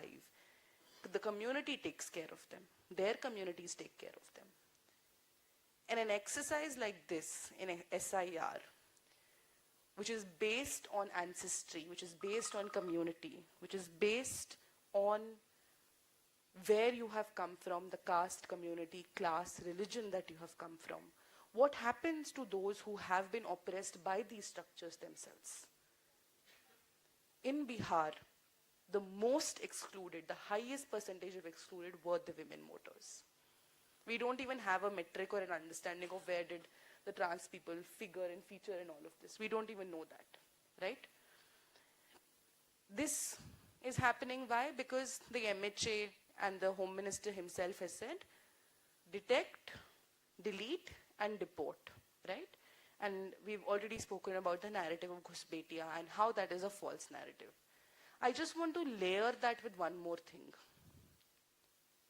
That hatred which the Home Minister speaks from his belly, that hatred that he speaks from, has internalized in the making of this Hindu Samaj, in this Hindutva Samaj. In West Bengal, allegedly, there are 9 people who have lost their lives to suicide on the fear of disenfranchisement of the SIR. Because Not just disenfranchisement, it is the hatred. You are not ours. Namdu illa. You are not ours, you don't belong here. Go back to where you came from. Who is ours, who belongs? This narrative, it has seeped in so much hatred in everyday lives, and it has a cost. It has a cost for the working class. These are not elite people necessarily. But I will come to that also. In Kerala, we all must have read, there is one booth level officer who has allegedly again died by suicide because of the extent of work pressure of deadline as in the exercise of SIR while the elections are pending. In Rajasthan, in Jaipur, another booth level officer has died by suicide, right? So what is this signaling to us? What is this signaling to us? And I want to connect to what Tara has just spoken before us. This is a state of emergency. It is a state of emergency for us to not feel complacent in saying that, why do we vote? What do we do? Yes, those questions have to be asked, but they don't have to be asked with the feeling of there is no respite. There is no possibility of respite. Yes, it is true that in this exercise of SIR, everybody has spoken about it. The burden of proof is reversed. Now, you and I have to go and show, if you look at the declaration form, we have to show our epic numbers, we have to show our parents' epic numbers if we are born after 2004, right? But this reverse burden of proof and this reversing the entire polity is not new. UAPA is exactly that. You are left to prove you're not a criminal in the logic, is the same logic of the UAPA, the Unlawful Activities Prevention Act. It is also the same logic we see in operation in our city. In 2019, when the CAA and NRC, and the CAB in fact, at that point in time, we all came to know of it. Where were we? Were we sitting in a closed hall like this? No. We were in town hall. It was still ours. We still had a right to protest. We didn't have to beg for permissions before the government. Now, this Congress government has put us in a situation, has continued the logic of the BJP government where we are forced to sit in halls like this. Because the town hall is not ours for anymore. The burden is ours. I have to tell you, how do I have permission to use a loudspeaker? Who are the VVIPs that are coming? And I may even have to give an undertaking to say that there will be no promotion of enmity based on my protest and my actions. In that context, keeping in mind the political reality that we are in a Congress-governed state, not ruled, governed. They have our mandate. We work for a very specific purpose, to realize the values of the Constitution and the transformative potential of the Constitution. The collective punishment that the SIR is going to enforce on people, it is a collective punishment. Along with the bloodless genocide, it is a collective punishment. Like Parkala sir said, it's not just a bloodless genocide, it is a collective punishment. You prove your ancestry, prove where you came from. And if you can't prove, you can contest it. But out of the 65 lakh voters, the people who would have voted for the previous election in Bihar, only 33,000 had the capacity to even challenge, object to their exclusion. The others couldn't even object to it. Because we are living in a capitalist society, right? Who has the time to object? How will the working class have the time to fill the forms? Will they have the support of the unions? Will they have the support? And is it only the unions' burdens to ensure that the workers are able to fill up these forms for their voting rights? And finally, I want to talk about what does this do to the question of, along with rights, the question of social security of the working class. As rights-bearing citizens, you also have something called the public distribution system. You also have healthcare, free healthcare. You're also entitled to right to education. You're also entitled to pensions. All of these things, after you are not just made a suspect, you're a D-voter, you're a doubtful voter. What happens to all these? For the most marginalized. The elite will still find their their corporate hospitals to ensure their health care. But what happens to the rest of us? And these are questions we have to think about in terms of how we articulate our response. Now, what do we do? We've all spoken for so long. How do we do this? Just like in our politicians and the politics that, that India has, it is not natural to any of us to know how to build democratic and transparent processes. We don't know how to do that. It's something we have to learn. It's something we have to learn with taking along people from different backgrounds, with understanding different struggles. What are the struggles of the tribal community with respect to this? The nomadic community with respect to the SIR. And the work is really a question to all of us, that sitting in a Congress-ruled state, Congress governed, not ruled, what has been the Congress's response to this citizenship chori that is happening? The question is to them. They're talking about vote chori, but there is a citizenship chori that is happening here, which the ECI is not entitled to do. The ECI is a constitutional body, yes, but can they decide citizenship? No. So what is the Congress's stance on this citizenship chori? And unless a resolution is passed with urgency saying that we will not implement SIR, it is a question for all of us, then what is the point of them being in power? Are they really a valid opposition?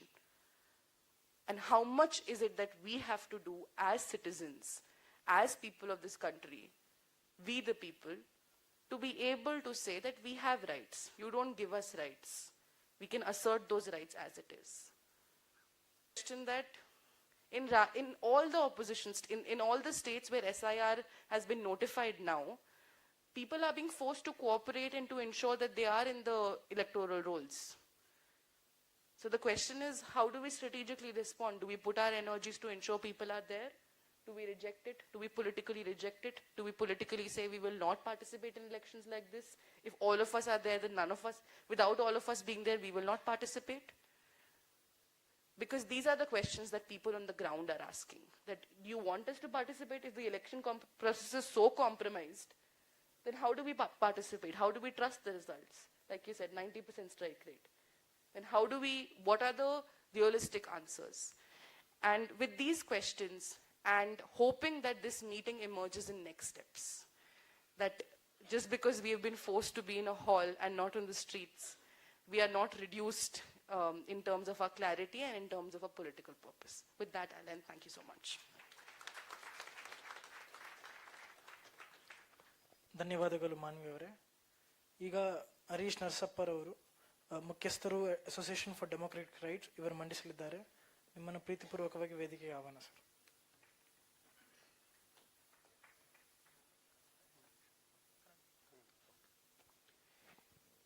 ನಮಸ್ಕಾರ. ನಾನು ತಡವಾಗಿ ಬಂದಿದ್ದಕ್ಕೆ ಕೋರ್ಟಲ್ಲಿ ಯಾವುದೋ case ಇತ್ತು, so ತಡ ಆಯಿತು, ದಯವಿಟ್ಟು ಕ್ಷಮಿಸಿ. ನಾನು ADR ಮುಖ್ಯಸ್ಥ ಅಲ್ಲ, ADR ನಾನು ಮುಖ್ಯಸ್ಥ ಆಗಕ್ಕೆ ರೆಡಿ, ಬಟ್ ಅವ್ರಿಗೆ ADR ಮುಖ್ಯಸ್ಥ ಅಂತ ನಾಕೊಂಡ್ರೆ ಅವ್ರಿಗೆ ಸರಿ ಹೋಗಲ್ಲ ಅನ್ಸುತ್ತೆ. ಅವರೆಲ್ಲ ಗೊತ್ತಿರೋ ಸ್ನೇಹಿತರೆ, ADR ಆರ್ಗನೈಸೇಷನ್ ನಮ್ಗೆಲ್ಲರಿಗೂ ಗೊತ್ತಿರೋದೆ. ನಾನು ಕರ್ನಾಟಕ ಎಲೆಕ್ಷನ್ ವಾಚ್ನ ಕೋಆರ್ಡಿನೇಟರ್, ಅಂದ್ರೆ ADR ಜೊತೆ ಕೆಲಸ ಮಾಡುವಂಥದ್ದು, ಅಥವಾ ನಾನು ದಕ್ಷ ಸಂಸ್ಥೆಯ ಸಹ ಸಂಸ್ಥಾಪಕ. ಈಗ ಎಲ್ಲ ಈ ಇಶ್ಯೂಸ್ ಎಲ್ಲ ಎಲ್ಲರಿಗೂ ಗೊತ್ತು. ಮಾನ್ವಿಯವರು ಮಾತಾಡಿದ್ರು, ನಾನು ಮಾನ್ವಿ ಮತ್ತು ತಾರಾ ಅವರ ಮಾತುಗಳನ್ನ ಕೇಳಿದೆ. ಮತ್ತೆ ನಿನ್ನೆ ಶಿವಸುಂದರ್ ಅವರು ಮತ್ತೆ ಪರಕಾಲ ಪ್ರಭಾಕರ್ ಅವರು ಹುಬ್ಳಿಲಿ ಏನ್ ಹೇಳಿದ್ರು ಅಂತ ಪೇಪರ್ನಲ್ಲಿ ಕೂಡ ಓದ್ದೆ ಇವತ್ತು. ಸೊ ವಿಷಯ ಏನು ಅಂತ ಎಲ್ಲರಿಗೂ ಗೊತ್ತು, ತುಂಬಾ ಗಂಭೀರವಾಗಿರುವ ವಿಷಯ. ಆದ್ರೆ ಇದಕ್ಕೊಂದು ಇತಿಹಾಸ ಇದೆ. ನಮ್ಮ ಚುನಾವಣಾ ರೋಲ್ಸ್ ಇದೆಯಲ್ಲ, ಎಲೆಕ್ಟೋರಲ್ ರೋಲ್ಸ್ ಇದೆಯಲ್ಲ, ಅದು ಮೊದಲಿಂದನೂ ಸುಮಾರು ತಪ್ಪುಗಳಿವೆ. It is always been a problem. ಆಯ್ತಾ, ನಾನು 2011ರಿಂದ ಒಂದು 5-6 ಪೆಟಿಷನ್ಗಳನ್ನ ಆರ್ಗ್ಯೂ ಮಾಡಿದ್ದೀನಿ ಕರ್ನಾಟಕ ಹೈಕೋರ್ಟ್ ಅಲ್ಲಿ. ಎಲ್ಲಾ ಎಲೆಕ್ಟೋರಲ್ ರೋಲ್ಸ್ ಗಳಲ್ಲಿರುವ ಮಿಸ್ಟೇಕ್ಗಳು, ತಪ್ಪುಗಳ ಬಗ್ಗೆನೆ. ಪ್ರತಿ ಚುನಾವಣೆಯ ಮೊದಲು ಕೂಡ, ಪ್ರತಿ ಚುನಾವಣೆಗೆ ಮುನ್ನ ಒಂದು ರಿವಿಷನ್ ಮಾಡ್ತಾರೆ ಎಲೆಕ್ಷನ್ ಕಮಿಷನ್ ಅವರು. ಈ ತೊಂದರೆ ಮೊದಲಿಂದಾನು ಇದೆ. ಇವಾಗೇನು ಬದಲಾವಣೆ ಆಗಿರೋದು ಅಂದ್ರೆ, it's a concentrated effort with mass deletions. But ಈ ಮಾಸ್ ಡಿಲೀಷನ್ಸ್ ಮೊದಲು ಆಗಿತ್ತು 2011ರಲ್ಲಿ 2013ರಲ್ಲಿ, ಆದರೆ ಇಷ್ಟೊಂದು ಪ್ರಾಮುಖ್ಯತೆ ಪಡೆದಿರಲಿಲ್ಲ. ಯಾಕಂದ್ರೆ ಆವಾಗ ಇದು ಯಾವ ಒಂದು ಏನಪ್ಪ groups of people, it did not seem like it was targeted at anybody. Okay, it seemed like bureaucratic inefficiency. ಅದು it was something all of us were use to. ಅಂದ್ರೆ ಇದು ಸರ್ಕಾರದವ್ರು ಮಾಡ್ತಾರೆ, ಅವ್ರು ಯಾವಾಗಲೂ ತಪ್ಪು ಮಾಡ್ತಾರೆ, ನೋಡೋಣ ಸರಿ ಮಾಡ್ಕೊಳೋಣ ಅಂತ. ಬಟ್ ಹೈಕೋರ್ಟ್ ಅಲ್ಲಿ ನಾವು ಸುಮಾರು ಆರ್ಡರ್ಸ್ ನ ತಗೊಂಡ್ವಿ, ಇದನ್ನ ರೋಲ್ಸ್ ನ ಕ್ಲೀನ್ ಅಪ್ ಮಾಡಬೇಕು ಅಂತ. ಆದ್ರೆ ಹೇಗ್ ಕ್ಲೀನ್ ಅಪ್ ಮಾಡೋದು ಅದನ್ನ ಅಂತ ಅದು ಪ್ರಶ್ನೆ, ಅದಕ್ಕೆ ಉತ್ತರ ಇನ್ನ ನಾವು ಪಡ್ಕೊಂಡಿಲ್ಲ. ನಾವು ಚೀಫ್ ಎಲೆಕ್ಷನ್ ಕಮಿಷನರ್ಗಳನ್ನ ಇವಾಗಿರೋರಲ್ಲ, 10-15 ವರ್ಷದಿಂದ ಎಲ್ಲಾ ಚೀಫ್ ಎಲೆಕ್ಷನ್ ಕಮಿಷನರ್ಸ್ ಭೇಟಿಯಾಗಿ ಈ ತರ ಒಂದು ಪ್ರಾಸೆಸ್ ನ ಅಡಾಪ್ಟ್ ಮಾಡಿ, ಫಾರ್ ಎಕ್ಸಾಂಪಲ್ ಇವಾಗ ನಮ್ ಬೆಂಗಳೂರನ್ನ ತಗೊಂಡ್ರೆ, ಬೇರೆ ಊರುಗಳನ್ನ ತಗೊಂಡ್ರೆ, ಈ ಎಲೆಕ್ಟೋರಲ್ ಪ್ರಾಸೆಸ್ ನ ಕ್ಲೀನ್ ಮಾಡೋರು ಯಾರು? ಅಧಿಕಾರಿಗಳು, ರೆವಿನ್ಯೂ ಡಿಪಾರ್ಟ್ಮೆಂಟ್ ಅವರು. ಅವ್ರಿಗೆ ಇದ್ರ ಬಗ್ಗೆ ಆಸಕ್ತಿ ಇಲ್ಲ. ಯಾಕೆ? ಇದ್ರಲ್ಲಿ ದುಡ್ಡಿಲ್ಲ ಅಲ್ವಾ? That is the reality. There is no money in revising electoral rolls. They are in a position where they are using other powers. They are in charge of, khata change, RTC change, permission ತಗೊಂಡಿದಾರಾ ಇಲ್ವಾ, ಅದ್ರ ಬಗ್ಗೆ ಎಲ್ಲ, that is their primary job.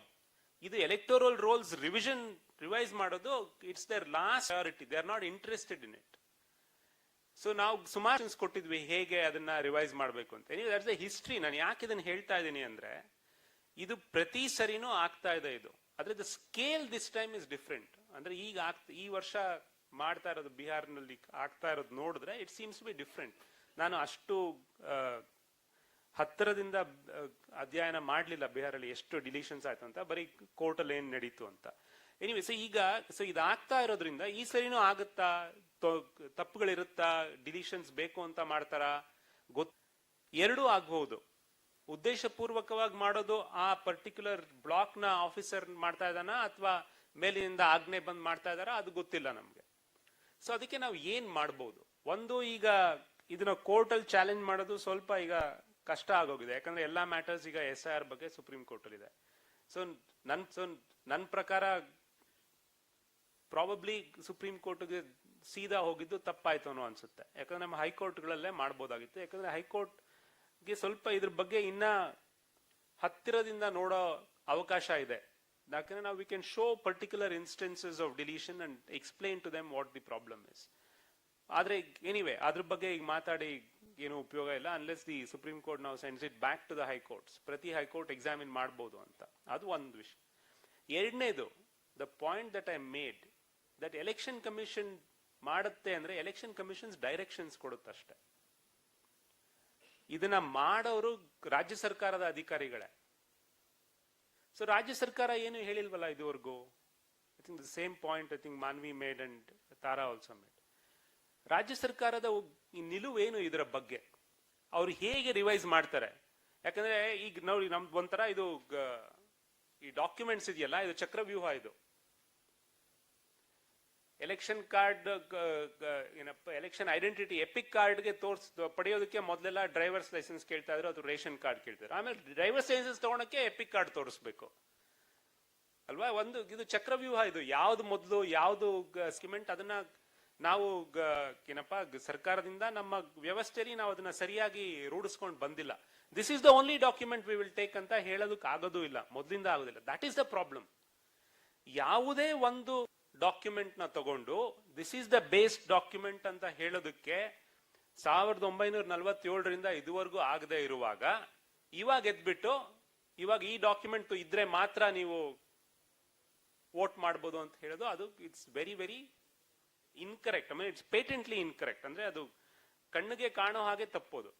So ಇದನ್ನ ಹೇಗೆ ಮಾಡ್ಬೋದು? ಮೊದಲು I think the questions you raise, ರಾಜ್ಯ ಸರ್ಕಾರದ ನಿಲುವೇನು? What are the directions they are going to give to their officers, and what are they going to write to the election commission? Election commission ಏನ್ ಮಾಡುತ್ತೆ? Through the chief electoral officer, who is a Karnataka IAS officer, who is seconded as chief electoral officer, they will issue some directions.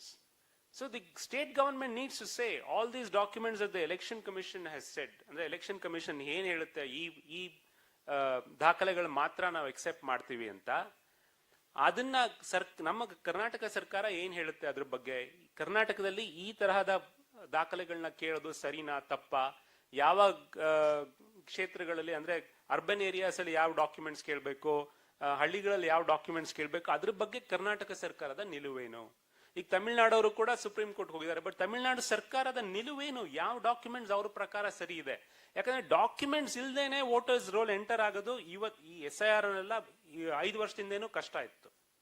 ಅದಕ್ಕೇನೆ ಸುಮಾರು ಜನ voters election rolls ಅಲ್ಲಿ ಇರಲಿಲ್ಲ. So ಅದು that is a per se discriminatory issue, but ಅದೇ separate ಪ್ರಶ್ನೆ ಅದು. So ಅದರಿಂದ ಇದ್ರ ಬಗ್ಗೆ if you are passing a resolution, ask the state government ಏನ್ ನಿಮ್ಮ ನಿಲುವೇನು ಇದ್ರ ಬಗ್ಗೆ. ಕಾನ್ಫರೆನ್ಸ್ ಮಾಡಿ, ನಾವೆಲ್ಲ ಏನಪ್ಪಾ ಅಧಿಕಾರದಲ್ಲಿಲ್ಲ ರಾಜ್ಯದಲ್ಲಿ, ನಾವು ಏನಪ್ಪಾ ಬರೀ ನಾವು ನಾಗರಿಕರು, ನಾವೇ ಇಷ್ಟೊಂದು ಕಷ್ಟ ಪಡುವಾಗ ಸರ್ಕಾರದವ್ರು ಏನ್ ಮಾಡ್ತಾ ಇದ್ದಾರೆ? ಕರ್ನಾಟಕ ಸರ್ಕಾರದವರು ಅವರು ಪ್ರೆಸ್ ಕಾನ್ಫರೆನ್ಸ್ ಮಾಡೋದ್ರಲ್ಲಿ ಏನು ಅದು ನಗೆಪಾಟ್ಲ ವಿಷಯ ಅಲ್ವಾ?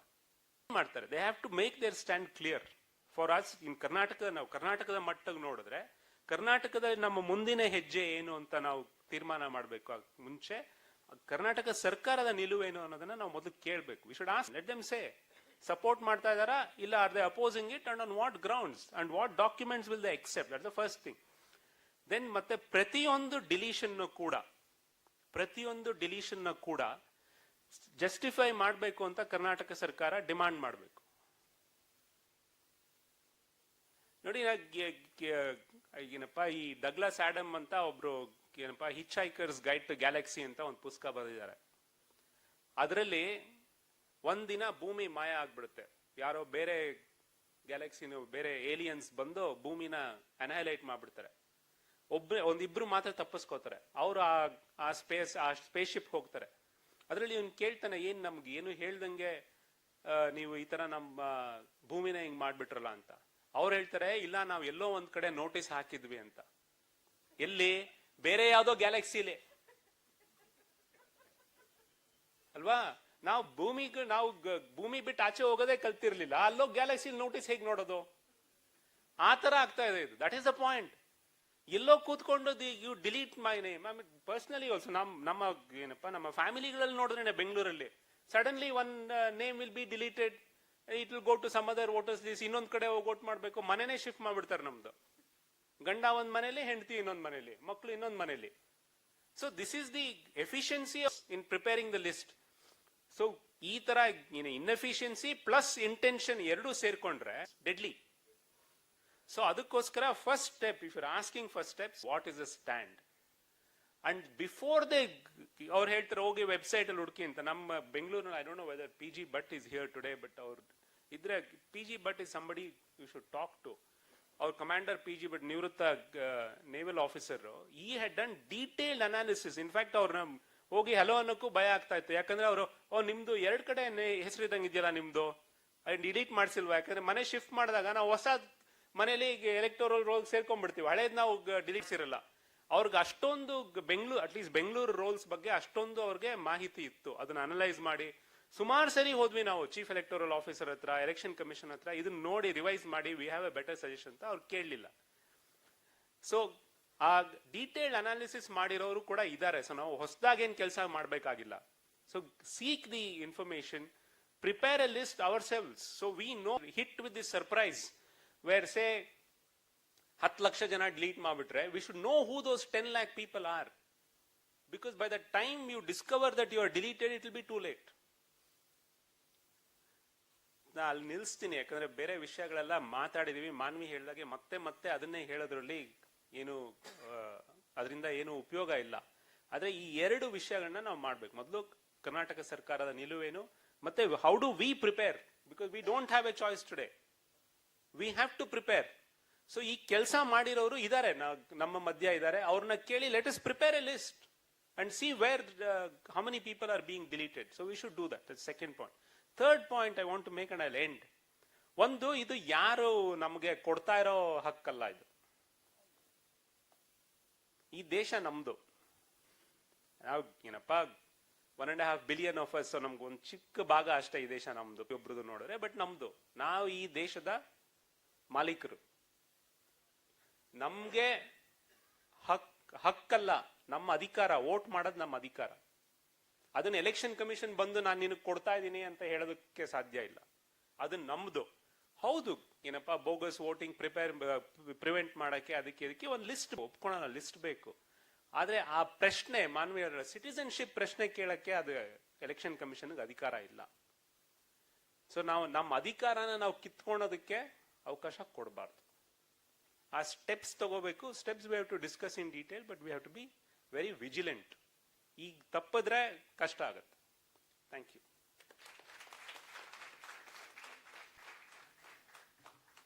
ಧನ್ಯವಾದ ಹರೀಶ್ ಅವರೇ. ನಾವೀಗ ಸಮಾವೇಶದ ಅಂತ್ಯಕ್ಷಣಕ್ಕೆ ಬಂದೇವೆ. ಈ ಸಮಾವೇಶದ ಮಂಡನೆಯಾದ ವಿಷಯಗಳ ಸಾರ ಸಂಗ್ರಹವನ್ನು ಮಂಡಿಸಲು ನಾನು ನೂರ್ ಶ್ರೀಧರನ್ನು ವೇದಿಕೆಗೆ ಆಹ್ವಾನ ಮಾಡ್ತಾ ಇದ್ದೇನೆ.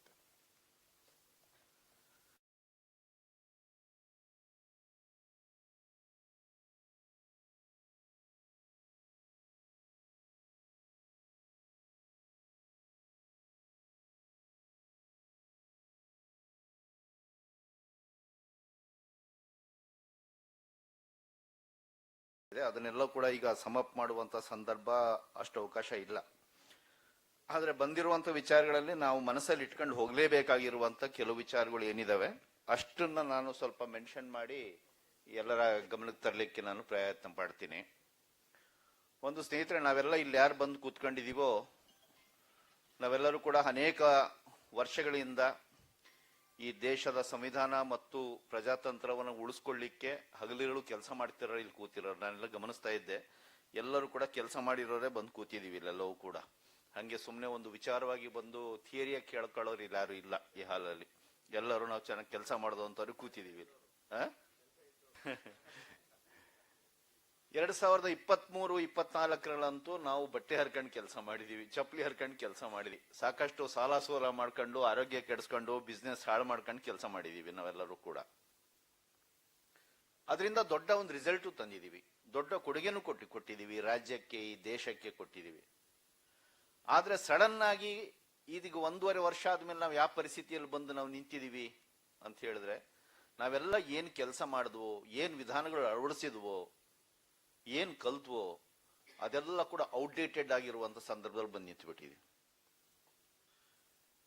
ಔಟ್ಡೇಟ್ ಆಗ್ಬಿಟ್ಟಿದೆ. ಈಗ ನಾವೇನ್ 23ರಲ್ಲಿ ನಾವು ಮಾಡಿದ್ವೋ, 24ರಲ್ಲಿ ಏನ್ ಮಾಡಿದ್ವೋ ಅದನ್ನೇ ಹೋಗಿ ಈಗ 28, 29ಕ್ಕೆ ನಾವು ಮಾಡ್ತೀವಿ ಅಂದ್ರೆ ನಮ್ಮಂತ ಮೂರ್ಖರು ಯಾರು ಇಲ್ಲ. 26 ಅವರವರೇ ಹೇಳಿದ್ರು, ಕರ್ನಾಟಕದ ಮಾಡೆಲ್ನ ತಗೊಂಡೋಗಿ ಬಿಹಾರಲ್ಲೂ ಕೂಡ ಇಟ್ಟು ಮಾಡಿದ್ವಿ, ಆಗಿ ರಿಸಲ್ಟ್ ಏನು? ಡೌನ್. ಅಲ್ಲಲ್ಲ, ಎಲ್ಲೋಗಿ ನಾವು ಮಾಡಿದ್ರು ಆಗಲ್ಲ ಈಗ. ಯಾಕಂದ್ರೆ ಸೀನೆ ಚೇಂಜ್, ಗ್ರೌಂಡೇ ಚೇಂಜ್. ನಮಗೆ ಅಷ್ಟಿಷ್ಟು ಸ್ಪೇಸ್ ಇತ್ತು, ಆ ಸ್ಪೇಸ್ ನ ಬಳಸ್ಕೊಂಡು ನಾವು ಮಾಡಿದ್ವಿ. ಈಗ ಆ ಸ್ಪೇಸ್ ಇಸ್ ಗಾನ್. ಸೊ ಅಂತ ಒಂದು ಗಂಭೀರ ಸ್ಥಿತಿಯಲ್ಲಿ ಬಂದು ನಾವು ನಿಂತಿದ್ದೀವಿ. ಡೆಮಾಕ್ರಸಿ ಈಸ್ ಡೆಡ್ ಅನ್ನೋ ಪಾಯಿಂಟಿಗೆ ಬಂದು ನಿಂತಿದ್ದೀವಿ. ಈ ಸೀರಿಯಸ್ನೆಸ್ ಜೊತೆ ನಾವು ವಿಚಾರನ ನಾವು ತಗೊಂಡು ನಾವು ಅಡ್ರೆಸ್ ಮಾಡಬೇಕಾಗಿದೆ. ಈ SIR ಅನ್ನುವಂತಹ ಸಂವಿಧಾನದಲ್ಲಿ ಇಲ್ದಿರುವಂತಹ, ಯಾವ ಕಾನೂನು ಪುಸ್ತಕದಲ್ಲೂ ನಮ್ಮ ಕಾಣಿಸ್ದಲ್ಲಿರುವಂತಹ ಒಂದು ವಿಧಾನವನ್ನ ತಂದು ನಮ್ಮ ದೇಶದ ಮೇಲೆ ಹೇರ್ತಾ ಇದ್ದಾರೆ. ಎಲ್ಲೂ ಇಲ್ಲ, ನಿಮಗೆ ಸಂವಿಧಾನದಲ್ಲೂ ಸಿಗಲ್ಲ, ಯಾವ ಕಾನೂನು ಪುಸ್ತಕದಲ್ಲೂ ಸಿಗಲ್ಲ. ಅದನ್ನ ತಂದು ಈಗ ತಲೆ ಮೇಲೆ ಕುಂದಿರ್ಸಿರು ಢಮಾರ್ ಅಂತ ಹೇಳಿ. ಇದನ್ನ ನಾವು ಅರ್ಥ ಮಾಡ್ಕೊಳ್ಳೋಕ್ಕೋಸ್ಕರ ಬಹಳ ಚೆನ್ನಾಗಿ ಎಲ್ಲರೂ ಕೂಡ ವಿವರಿಸಿದ್ದಾರೆ. ನಾನು ಒಂದೊಂದು ಲೈನಲ್ಲಿ ಅವ್ರು ಹೇಳಿದ ವಿಚಾರಗಳನ್ನ ಅಷ್ಟೇ ಟಚ್ ಮಾಡಿಬಿಡುತ್ತೀನಿ. ಇದರ ಸ್ಪಿರಿಟ್ ಏನು, ಇದರ ಎಥಿಕ್ಸ್ ಏನು, ಇದರ ಒಂದು ಎಫೆಕ್ಟ್ ಏನು, ಇದರ ಡೇಂಜರ್ ಏನು ಅನ್ನೋದ್ರ ಬಗ್ಗೆ ಅವ್ರು ಏನೇನು ಗಮನಕ್ಕೆ ತಂದ್ರು ಅದನ್ನ ಒಂದೊಂದು ಪಾಯಿಂಟ್ನ ಮಾತ್ರ ನಾವು ಗಮನಿಸ್ಕೊಂಡು ಹೋಗೋಣ. ಇದರ ಎಸೆನ್ಸ್, ಇದರ ಸ್ಪಿರಿಟ್ ಏನು ಅನ್ನೋದ್ರ ಬಗ್ಗೆ ಶಿವಸುಂದರ್ ಕ್ಲಿಯರ್ ಕಟ್ ಆಗಿ ಹೇಳಿದ್ರು. ಇದುವರೆ ತನಕ ನಮ್ಮ ಚುನಾವಣಾ ವ್ಯವಸ್ಥೆಯ, ಚುನಾವಣಾ ಆಯೋಗದ ಮೇನ್ ಸ್ಪಿರಿಟ್ ಇದ್ದಿದ್ದೇನಪ್ಪಾ ಅಂದ್ರೆ, ನಮ್ಮ ದೇಶದಲ್ಲಿ ಯಾರ್ಯಾರು ಹುಟ್ಟಿದ್ದಾರೆ, ಯಾರ್ಯಾರು ವಾಸ ಮಾಡಿದ್ದಾರೆ, ಎಲ್ಲೇ ಇದ್ರು ಕೂಡ, ಗುಡ್ಡ ಗಾಡು ಅವರೆಲ್ಲೇ ಇದ್ರು ಕೂಡ 390. ಈಗ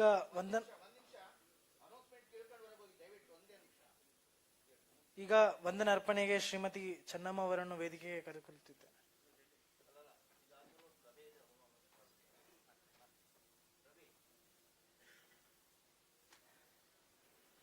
ಸ್ನೇಹಿತರೆ, ಈಗಾಗಲೇ ನೂರ್ಶಿದರ್ ಅವರು ಮುಂದೆ ಇಟ್ಟರು ನಾವು ಏನು ಮಾಡಬೇಕು ಅನ್ನೋದ್ರ ಬಗ್ಗೆ. ಸೊ ಊಟ ಆದ ನಂತರ ದಯವಿಟ್ಟು ಎಲ್ಲರೂ ಕೂಡ ಸಾಧ್ಯದಷ್ಟು ಹಾಲಲ್ಲಿ ಬಂದು ನಾವು ಚರ್ಚೆ ಮಾಡಬೇಕಾಗಿದೆ. ಏನು ಮಾಡಬೇಕು, ನಾವೀಗ ಬೆಳಗ್ಗೆಯಿಂದ ಸುದೀರ್ಘ ಚರ್ಚೆ ಮಾಡ್ತೀವಿ, ನಿನ್ನೆ ಧಾರವಾಡಲ್ಲಿ ಕೂಡ ಆಯಿತು. ಸೊ ಇದು ಮುಂದೆ ಚರ್ಚೆಗೆ ಅಷ್ಟೇ ಅಲ್ಲ, ನಾವು ಏನು ಮಾಡಬೇಕು ಮುಂದಕ್ಕೆ, ಯಾವ ರೀತಿಯಾದಂತಹ ನಾವು ಕೆಲಸಗಳನ್ನ ಪ್ಲಾನ್ ಮಾಡ್ಕೊಳ್ಬೇಕು, ಹೇಗೆ ಇದು ಮಾಡ್ತೀವಿ ಅನ್ನೋದ್ರ ಬಗ್ಗೆ ಒಂದು ಚರ್ಚೆ ಇರುತ್ತೆ. ಸೊ ದಯವಿಟ್ಟು ಊಟ ಸಮಯಕ್ಕೆ ತಡೆ ಆಗಿದೆ, ಬಟ್ ಆದ್ರೆ ಎಲ್ಲ ಹಿರಿಯರು ಬೆಳಗ್ಗೆ ಏನ್ ಮಾತಾಡಿದ್ದಾರೆ ಅಷ್ಟೇ ನಮ್ಮ ಹೆಗಲ ಮೇಲೆ ದೊಡ್ಡ ಜವಾಬ್ದಾರಿ ಕೂಡ ಇದೆ. ಸೊ ಹಾಗಾಗಿ ಊಟ ಮುಗಿಸಿ ದಯವಿಟ್ಟು ಎಲ್ಲರೂ ಕೂಡ ಹಾಲಲ್ಲಿ ಸೇರ್ಕೊಳ್ಬೇಕಾಗಿ ತಮ್ಮಲ್ಲಿ ವಿನಂತಿಸ್ಕೊಳ್ತಿದ್ದೆ. ಧನ್ಯವಾದಗಳು. ಅಲ್ಲ, ಈಗ